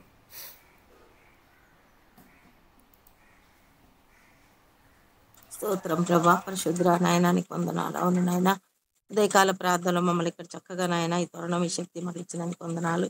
చక్కగా దైవజనులు నా తండ్రి మాకెంతో నాయన మరి ఇదిగో ప్రభా యేసయ్య నాయన ప్రతి ఒక్క విషయంలో కూడా మాతో మాట్లాడి నాయన అయ్యా అన్నీ కూడా కానీ మీరు నేర్చుకొని సకలంగా మీరు నేర్చుకొని ఉంటున్నాం అంటది. మీ కృపే, మీ సంకల్పమే నాయన. అయ్యా ఈ నిర్దేశ కాలంలో ప్రభా కాల విజమన ప్రభా అన్నీ కూడా నాయన ఈ 4 వాగ్దాన కాలాలు కూడా మీరు హృదయాలు పరించుకొని అయ్యా ఇటు వాగ్దానాలను బట్టి మీరు నడుచుకునే కృపను దయచేయండి అయ్యా. మళ్ళీ మేము సకలంగా మీరు చేరేంత వరకు మీకు కాపుదలం గ్రహించండి నాయన. చక్కటి వాగ్దానాలు నాయన, చక్కటి మాటలు, చక్కటి మరి ఆది కాండం మొత్తం కూడా నాయన మాకు చెప్పి దాన్ని బట్టి వందనాలు అయ్యా. దైవజన దీవించి ఆశ్రదించి ఆయన రాజేష్ గారు అయ్యా దీవించి ఆశ్రదించండి అయ్యా. సంఘాలని, ఉద్యోగాన్ని, రాకపోకలని మీరు ఉండండి ప్రభా అయ్యా. నాయనకి స్తోత్రంలో నా ప్రభా మా టీంని అంతా దీవించండి. వారి అవసర దగ్గర కూడా తీర్చండి నాయన. సహాయం చేయండి. మళ్ళీ మేము అందరం కలిసి కూడుకున్నంత వరకు కూడా నాయన ఏ బిడకి హాని జరగకుండా ప్రభా నాయన వారి ఉద్యోగాలు, రాకపోకలందరూ, వారి పరిచర్యలందరూ మీరు తోడుగా ఉండండి నాయన. అయ్యా నాయన ప్రభా ప్రతి ఒక్క విషయంలో మీరు తోడుగా సహాయం చేయమని యేసయ్య పరిశుద్ధ నామమున అడిగి వేడుకుంటున్నాను తండ్రి. ఆమేన్.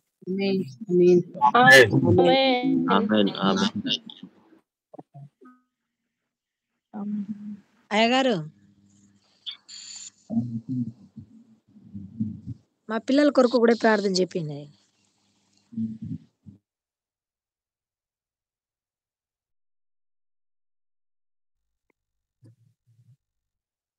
పరిశుద్ధులైన తండ్రి నీకెంతో తెలియజేస్తున్నా తండ్రి. ఈ యొక్క ఉదయకాలంలో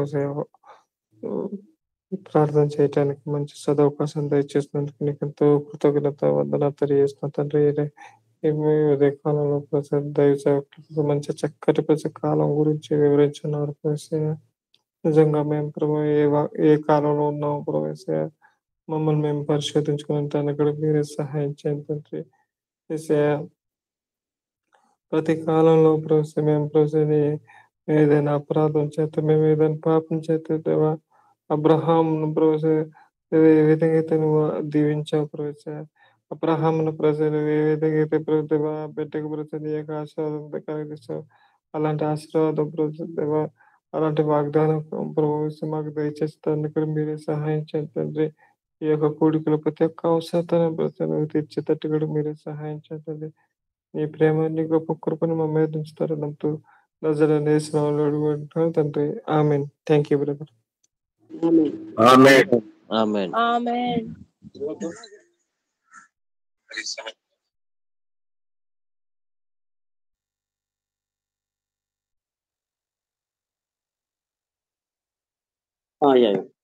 ప్రార్థన చేద్దాం.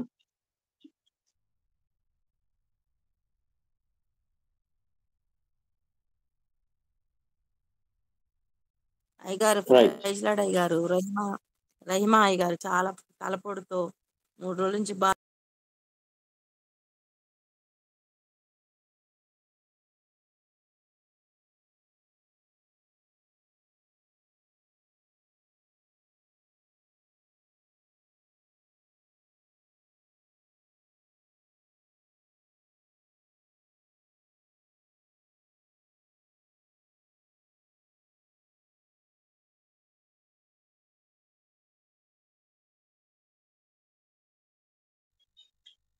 ప్రేమ కలిగిన మా ప్రియమైన తండ్రి, ఉదయకాలం మిమ్మల్ని స్తుతించి గణపరుస్తున్నాము. మా మంచి దేవ, మీరు మాకు సమీపంగా ఉన్న దేవుడిగా ఉన్నందుకు వందనాలు. మీలాగా ఎవరికి ఎన్నడూ సమీపంగా అత్యంత దగ్గరగా లేనే లేరు. మా జీవితాలకు మీరు దేవునిగా, తండ్రిగా, ప్రభువుగా ఉన్నందుకు మిమ్మల్ని స్తుతిస్తున్నాము, మిమ్మల్ని గణపరుస్తున్నాను దేవ. నాయనా, ఈ పరిచర్యలను బట్టి మీకు కృతజ్ఞత. మీ స్వీయ ప్రవచనాత్మక పరిచర్యలు నడిపిస్తున్న మీ దాసుని బట్టి, కుటుంబాన్ని బట్టి వందనాలు చెల్లిస్తున్నాము. మీరే ఇచ్చిన భారం, మీరు నడిపిస్తున్నటువంటి మీ విధానం కొరకు కృతజ్ఞత. మరి ప్రత్యేక మీ బిడ్డలు మీరు బలపరచండి, సహాయం చేయండి. మీ బిడ్డలకు అనేకులకు దీవెనకరంగా మీరు ఇచ్చినందుకు స్తోత్రాలు. చేస్తున్న ప్రతి పనిలో మీరే సహాయం చేసి, మీదైన సమయంలో మీ సమృద్ధి సహాయం మీ బిడ్డలకు మీ విధానంలో మీరు అందిస్తున్నందుకు స్తోత్రాలు. టీంలో ఉన్న సభ్యులందరిని బట్టి, జాయిన్ అవుతున్న ప్రతి ఒక్కరిని బట్టి కృతజ్ఞతలు. పేరు చొప్పున ప్రతి ఒక్కరిని మీరు బలపరచండి. వారు చేస్తున్న ఉద్యోగ బాధ్యతలు, జీవనోపాధి అయిన పనుల్లో మీ శ్రేష్టమైన సహాయం ఇవ్వండి. కుటుంబాలు సంపూర్ణంగా రక్షించబడినట్లు సాయం చేయండి. ఇంకా ఎవరైనా రక్షణలోకి నడిపించబడకపోతే ప్రభువా, నీ సన్నానికి వారిని తీసుకుని రండి, రక్షించబడటకు సహాయం ఇవ్వండి. చదువుతున్న బిడ్డల చదువుల విషయాల్లో మీరు మేలు చేయండి. చిన్న బిడ్డ తల్లులుంటే కావాల్సిన ఆరోగ్యాలు, క్షేమం దయచేయండి. ప్రభువా, మరి యవ్వన బిడ్డలకు రక్షణ మారు మనసులు ఇవ్వండి. లోకంలో పాపంలో పడిపోకుండా మిమ్మల్ని ఎక్కువగా ప్రేమించేటువంటి యోసేపు వలె, ఎస్తేరు వలె బిడ్డలు మీరు బలపరిచి క్షేమం దయచేయమని ప్రార్థన చేస్తున్నాను. మీకే కృతజ్ఞత. ఆర్థిక అవసరాలను తీర్చండి. ఎవరైనా శారీరక బలహీనతలతో ఉంటే దయతో వారిని మీరు ముట్టి స్వస్థపరచండి. రహిమ కొరకు ప్రత్యేకంగా ప్రార్థన చేస్తున్నాము. తన జీవితంలో ఉన్నటువంటి పరిస్థితిని ఎరిగిన దేవుడువు. గత కొద్ది దినాల నుండి తీవ్రమైన తలనొప్పితో ఎంతో సఫర్ అవుతుంది నాయన. స్వస్థపరచగలిగిన దేవుడను నేనే అని మీరు వాగ్దానం ఇచ్చారు.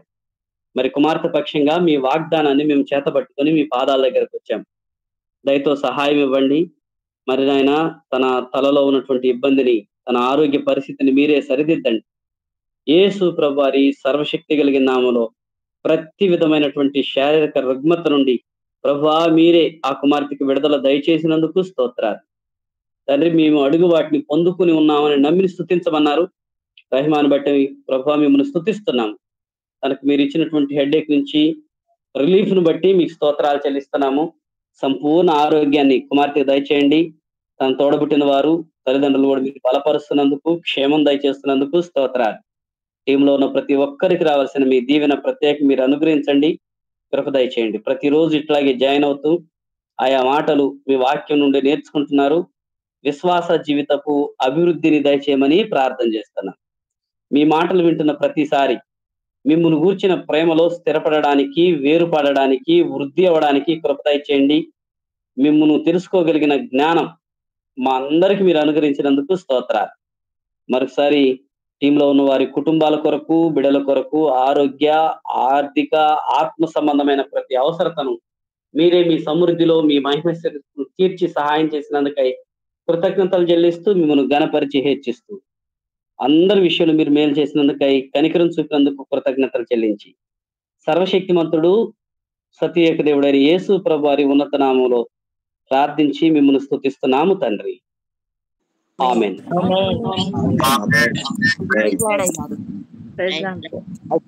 ఆశీర్వాదం తీసుకున్నాం.